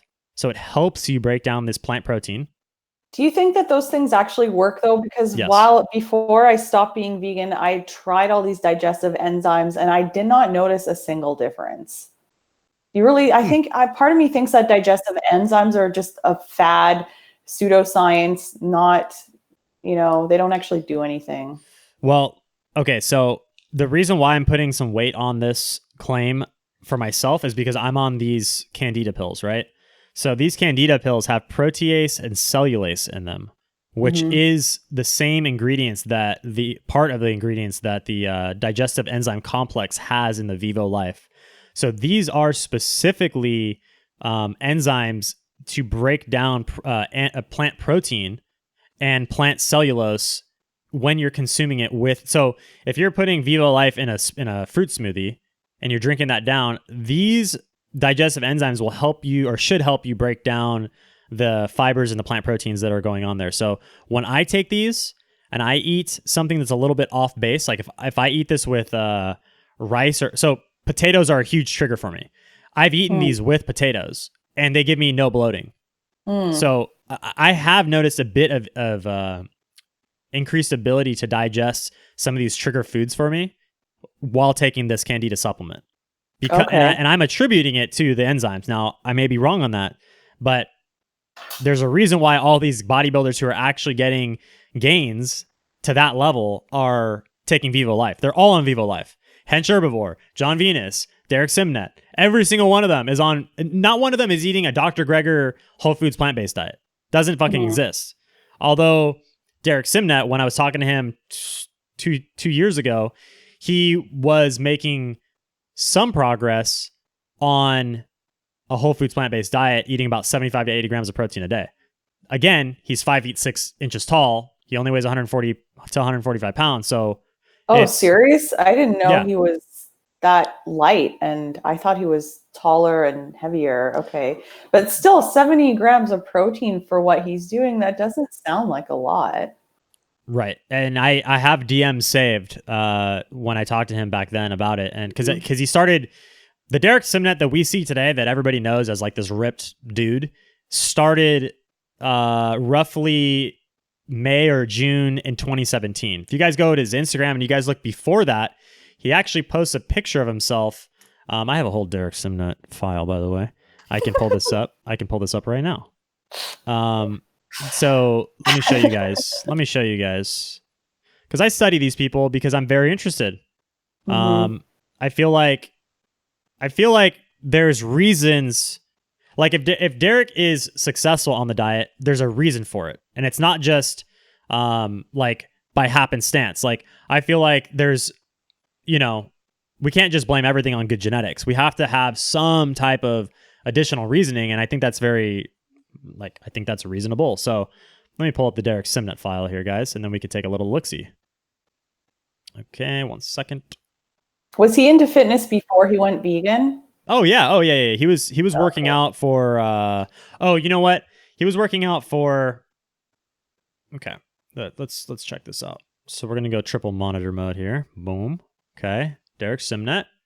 All right, so this is literally from the early days, his first like months of his channel. So keep this is important because this is 2 years after he started working out as a vegan. He had very, very mediocre gains as a vegan. So look, this is how Derrick Simnet used to look, guys, in 2015. This is before he got on the real supplements. So this was 2015 when he first started his channel. He still has well-developed shoulders, well-developed pecs, a thick midsection. He's definitely not like a weak guy. And then you kind of fast forward here. This is so he posted this picture about his 2-year vegan transformation. You can clearly see that there's significant gains made. Yeah. But we move forward to 2017, and this is the Derrick that we all know, modern time. And by the way, I have even a graph on his channel growth. July 2017 is right when his channel started growing. So he was relatively not known at this time. This is so funny. This is like a whole documentation piece on him. But August 2015 to March 2017, that's a year and a half of gains, guys, and he made almost no progress here. He even says that in his caption for this photo. He says, I sometimes get down on myself for the gains that I made. This is his caption right here. You can read that. Sometimes I get a bit down on myself for not making better gains or not being lean enough in certain areas. When my mind goes there, it is just a cue for me to remember why I started. I just wanted to improve on what I had. All right, so then what happens after that? September comes around. You start seeing the boy with the fucking jacked weights look. No, he was already doing weights. He was already doing weights at this time for over a year. So he was already doing the same workouts. So something happened for him between March and between September, and we have evidence of him being, this is our DMs. He says he weighed like 140. He was doing 75 to 100 grams of protein, not very much. This isn't to expose him. This is just to help explain the situation. So I don't see a huge difference though between those two photos that you're saying. Like, which one? Right here. So that one, and then the one where 2017. I don't see a huge difference. I feel like he looks leaner in that one, but that's my point. But look at this picture. Yeah. Look at, so this is June. So yeah. Okay, look. So this is March 2017, right? Between these two photos, we both agree that there's not much gains, right? Yeah. And he even says that in his caption. Okay, then we move down to June 2017. Oh, okay. It does And look bigger there. This is 3 months later after his March 2017 photo.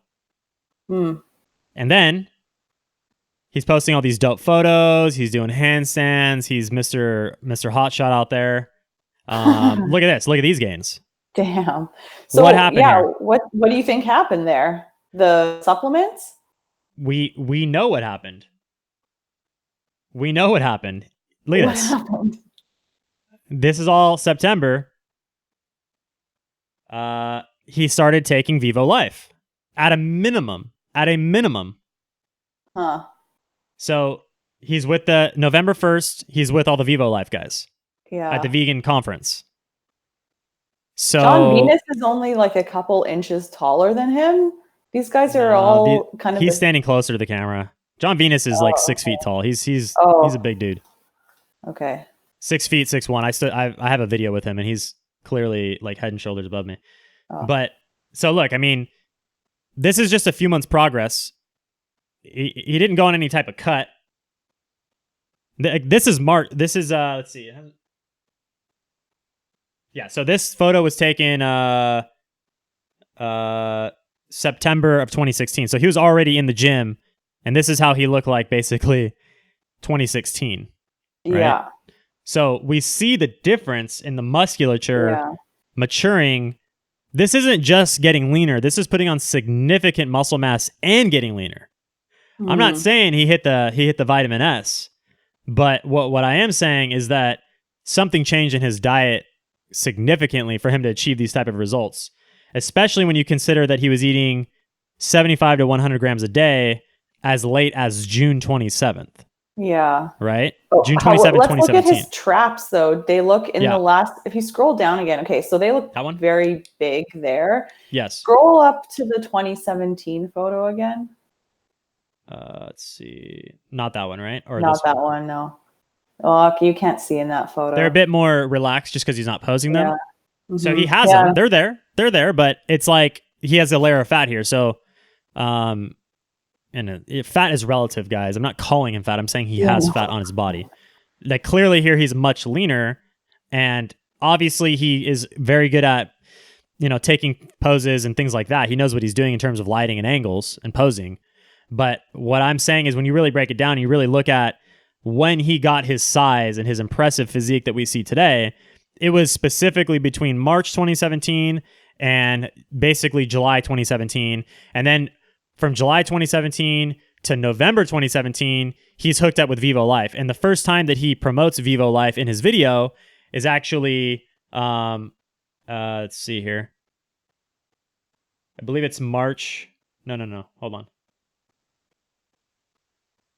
So is he directly attributing his gains to Vivo Life? No, Like, he's is not it- making any mention of it. He doesn't make any mention of it. He just uses it and he promotes it. And he uses it in everything. He has videos how to make a smoothie bowl. It's got Vivo Life in it. How to make my post-workout smoothie, Vivo Life, Everything's got Vivo Life in it once he got hooked up with Vivo Life. And why wouldn't he, basically? I had a specific first time repping Vivo Life was July 20th, 2017 in this smoothie video. Had it best recovery smoothie. Now, the interesting thing is in this video, he doesn't actually use the Vivo Life. So maybe they just went back and they put a sponsor link in this video since it was a food related video. But between July and between November, he's definitely something major changed with his physique and also with his relationship with the Vivo Life guys, because he's hooked up with Nimai and John Venus at that point at the vegan festival. So I'm pretty sure if he's repping Vivo Life before that he's obviously on the Vivo Life at that point. So there you go. That's my Derrick Simnet case study in depth. If you guys want to know, I was going to make a specific video on that, but I don't think that we really need to. I mean, I think that just broke it down. I might clip that and take it out for the audience or for YouTube, but that's what I got to say about Derrick Simnet. Well, if anything, it's a good advertisement for Vivo Life, I guess. I don't know. Yeah, exactly. But so I think Vivo Life works. Absolutely. Great point. And I don't care about promoting Vivo Life. If you're vegan and you want to make gains, Vivo Life will work for you. I think. But the point is that it's not. I think the reason why it works is because of the digestive enzyme complex, not because Vivo Life itself has some special protein powder in it that works. I think all the protein powders are the same. I just think that digestive enzyme complex helps you actually assimilate those nutrients. So, in other words, you're getting as good of assimilation as meat products at that point. So, that's my take on it. Interesting. Yeah.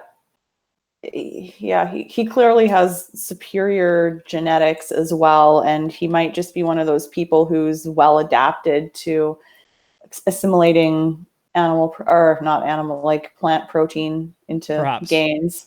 Yeah, not everybody's like that, clearly, though. Perhaps. And I always leave room for that. Again, the bell curve, we talk about that. For every guy who has those type of amazing results, there's somebody who failed miserably. And there's a whole lot of people in between. Yeah. So yeah, Race Lover's calling me ridiculous. Why am I ridiculous? Go ahead and let me know, Race Lover. You vegan. You vegan joke. Salome says, oh, interesting, Drew. Vegans can't absorb, but they can with that, and then they take the powder and it's better. That's my theory on it. Yeah. John Venus did a water fast? Really? Interesting. I did not know that. So, well, when I used to use those digestive enzymes, I did not have any benefit from them. Yeah. Many people believe Simnet is juiced. He's 5'6". I've seen tons of jacked guys that are probably not juicing, that are also that are short, that look like that. He reminds me of Jeff Nippard. Do you know who Jeff Nippard is? Mm-hmm. Yeah, they kind of have a similar, I feel like they have similar genetics. They're short, thick, just like super jacked guys. Yeah. I think that if Simnet trained and ate like Jeff Nippard, they would look exactly the same. I could see that for sure. Yeah. I feel like Simnet can look better than Jeff Nippard, and Jeff Nippard's basically like amateur bodybuilder, which is a little bit, it's either really? genetics for the Jeff win. Nippard was had more muscle than Simnet. Let's see if we can get a full on. Oh yeah, okay, yeah. Jeff Nippard in his prime is definitely significantly more jacked. Yeah. Okay, we don't even need to go because he focuses on bodybuilding exclusively. He's not doing calisthenics. He's just trying to get the gains, Yes. Yeah. So we've been going about an hour and 50 actually, plus our time yesterday. So what should we cover, or should we go to the audience, or what would you like? Because I feel like I could talk to you forever, but I'm sure you have things to do today. So let's start wrapping it up, I guess. Yeah, sure. I gotta call my mom and tell her Happy Mother's Day. Okay. So. Yeah. Is there anything that you'd like to cover at the end here, or should we try and take some questions from the chat? Let's take some questions. Okay, guys, let them roll in. So Race Lover asks, so the problem is body and fitness people use supplementation? I don't understand your question there, buddy. Even though I know you're not a buddy, you're a troll. I'm going to give you one chance to not piss me off. So use it wisely. Let's see. He's an advocate for meat. This guy. Christine, why did you leave raw if your digestion was better back then? I left raw because I just wasn't satisfied. I was binging on peanut butter and dates like on a weekly basis near the end. And so what happened was I was raw for about a year and a half, and then I went to India for a month-long meditation program. And in India, I ate all this cooked food. And then once I came back, it was like something was broken. Like I just couldn't go back to just eating raw food. My body just kept telling me, no, you eat cooked food, eat more fats. And I just couldn't stick to the raw food anymore. I didn't want to. When I was raw for about the first year, it was effortless. I enjoyed it. It was what I wanted. But at a certain point, something inside me switched. I couldn't control myself, basically. It was like my biology was taking over and forcing me to eat more fat. You had a huge affair with chocolate as well, right? Yeah. Chocolate is just one of my things that I still eat every day. Like right now I'm eating, sounds kind of gross, but just 100% cacao. So I get these chocolate chips that are just cacao, no sugar, and I eat those still. I love chocolate, so yeah. You're like, yeah, it's like people who are like coffee connoisseurs. You just like want just the nastiest coffee, and then eventually, I think that's how it goes with chocolate too. Yeah. Let's see. Sanka says, cover that vegan diet cures heart disease. Okay, so what do you think about like the science? Like, what's your take on, you know, us now going in the face of like this vegan science that was thought to be so well established and, you know, proven, and you can't debunk it and all this? Well, I think that most of the studies that prove that veganism cures heart disease are using people who are eating a standard American diet prior to the study. So you could do the same study with carnivore and be like, look, carnivore cures heart disease because what causes heart disease is all the processed food and the combination of the high fat, refined low quality fats and refined low quality carbs. That combination is what is fueling inflammation and heart disease. From what, I mean, I'm not a doctor, I'm not a nutrition scientist, but from all the information that I've looked at, that's kind of the conclusion that I've come to, is that these vegan doctors are quoting studies, but they're not comparing. If they're comparing a population who kind of ate whole foods, like eating meat and vegetables and no processed food, I don't think there would be any change in heart disease risk. Right. I don't think there's anything else I need to add to that. I mean, I think we understand the mechanisms. We talked about it earlier a little bit. We understand the mechanisms of what causes the inflammation to begin with, which is said to be sugar and processed foods. Like fried oils, refined carbs. Like, yes, exactly. Fried things, refined, like white flour, white sugar, things that are not whole foods. If you eat bad combinations, and especially combining the carbs and the fats, the refined carbs and fats together, though, that's gonna, just for me, even in my own body, that's when I notice that my health is the poorest. When I, as a vegan or not vegan, when I'm eating a diet full of bad things like that, that's when I feel my worst. That's what eventually like pushed me over the edge to be like, I'm not feeling good anymore, was starting to up the fats, you know, getting soy milk and peanut butter in my smoothies. Not only was my digestion just destroyed, but oh my God, my energy levels were starting to suffer finally, because I was consuming that. You know, we know why this shit works. Like, that's the thing that pisses me off about vegans trying to talk about, they say that mechanism is a very low form of evidence on the hierarchy of evidence. And okay, I get that from a pulled back micro point of view, but if we know that putting sugar in and putting fat in causes your insulin to raise, it's replicatable every single time you do it, because we have diabetic patients all over the world that have known this shit for years. Vegans always want to rewrite reinvent the wheel on everything, but they're just wrong. So anyways, my point is that we know that causes a sharp drop in blood sugar levels like 45 minutes to an hour after consuming that meal. And getting that dip in blood sugar gives you a dip in energy. So you're like always in this like roller coaster of like energy maintenance, basically, because your blood sugar is not stable. And we know that that's an issue. And again, understanding the mechanism is important for that, because it's obvious, you know, we can turn it on, we can turn it off. So I think that pretty much explains that. Yeah, it's not animal products that are responsible for heart disease and inflammation. It's the standard American modern farmed diet, the vegetables we're eating, like our whole planet right now is pretty toxic, to be honest. Like, it's no surprise that everybody's sick. The planet's pretty toxic, unfortunately. And so it's all of these things combined. It's not just, you can't just be like, oh, it's meat. Meat causes cancer. Like, I use that too, but the question of, I think I'm frozen again. Yeah, there we are. Yeah, it's the culmination of the modern diet with processed foods and just the general toxicity of everything.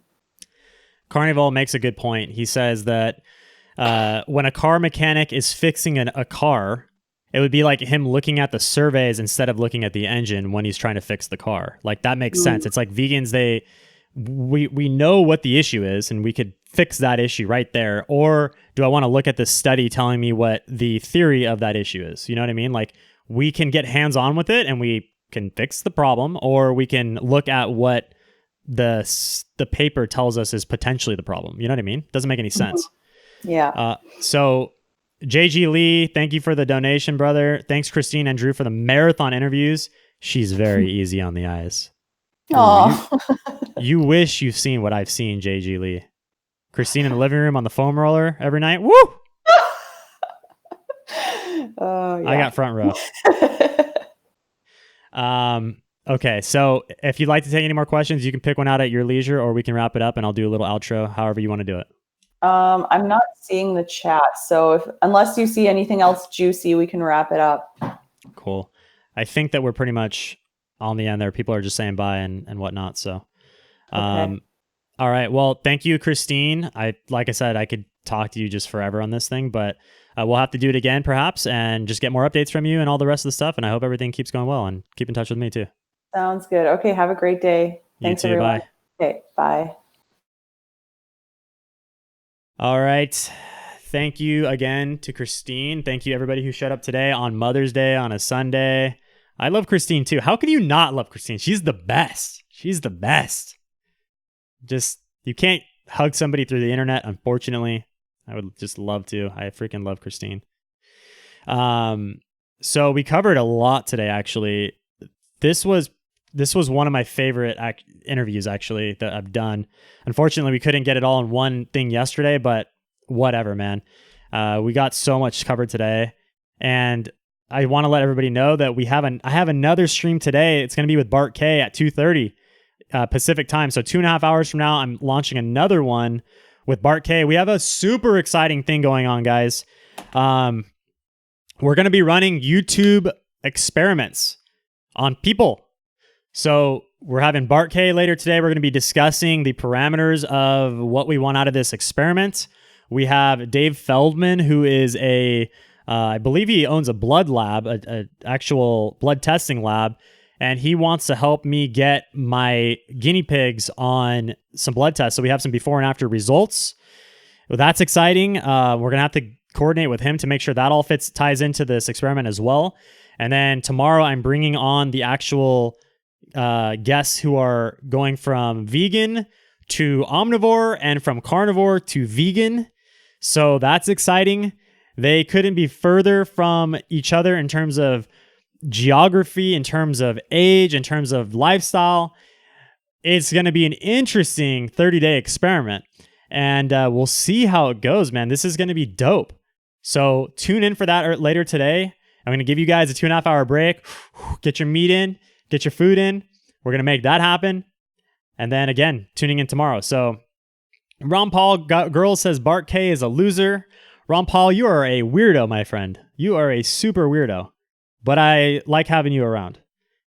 Senka, glad you've been on your best behavior today. I appreciate that. Race Lever, you can kick rocks. Yeah, we're going to have to just start laying the smackdown on the trolls, guys. They're just going to get the instant ban. I can't be giving you guys... A daddy cannot be giving you guys the attention. You guys want it. You want your little names called out. It gives you some little morsel of meaning. Ugh, you disgust me. Been dealing with trolls forever, man. Not on YouTube. Elsewhere. So hopefully my voice holds out. I can already tell that it's getting a little scratchy. But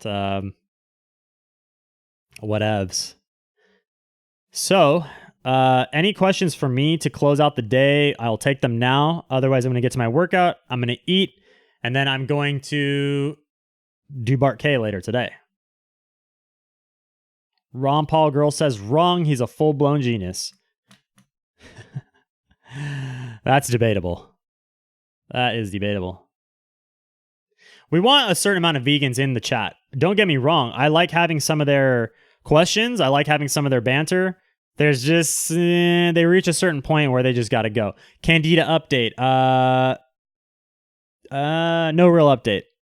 Things are going good, but not, they're not as good as I want, but I'm only 3 weeks in. So, Drew Gaming Twitch channel when?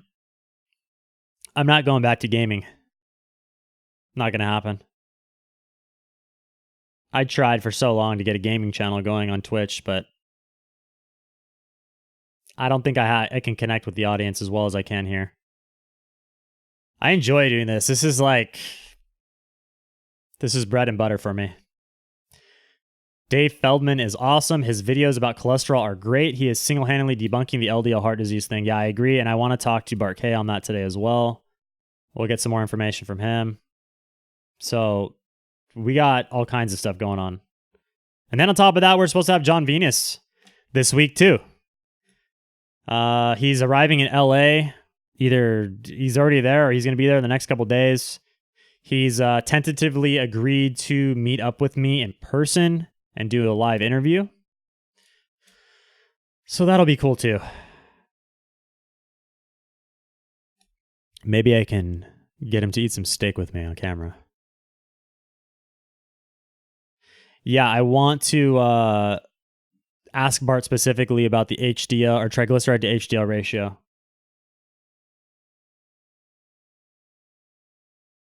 Debate an insectivore. To my knowledge, John Venus is still eating 100% vegan. So that's all I know. I'm not privy to any additional information. Yeah, Sarah, having zero tolerance for vegans, trust me, I understand. Sanka, this is European time zone friendly right here. I mean, I started at 10. It's like 6 p.m. for you guys on the weekend. That's pretty good. All right, guys, I think we're going to cut the stream here. Once again, I appreciate everybody for showing up as usual. All the familiar faces and screen names. But we're going to take a bit of a break. Remember, 2:30, I'll see you again. Hey, good luck with the Haumea relaunch, Meg. That's awesome. Go make the good food. I hope you're making them some proper food these days instead of poisoning the young mothers with vegan food. And we'll chat with you guys later today. Peace.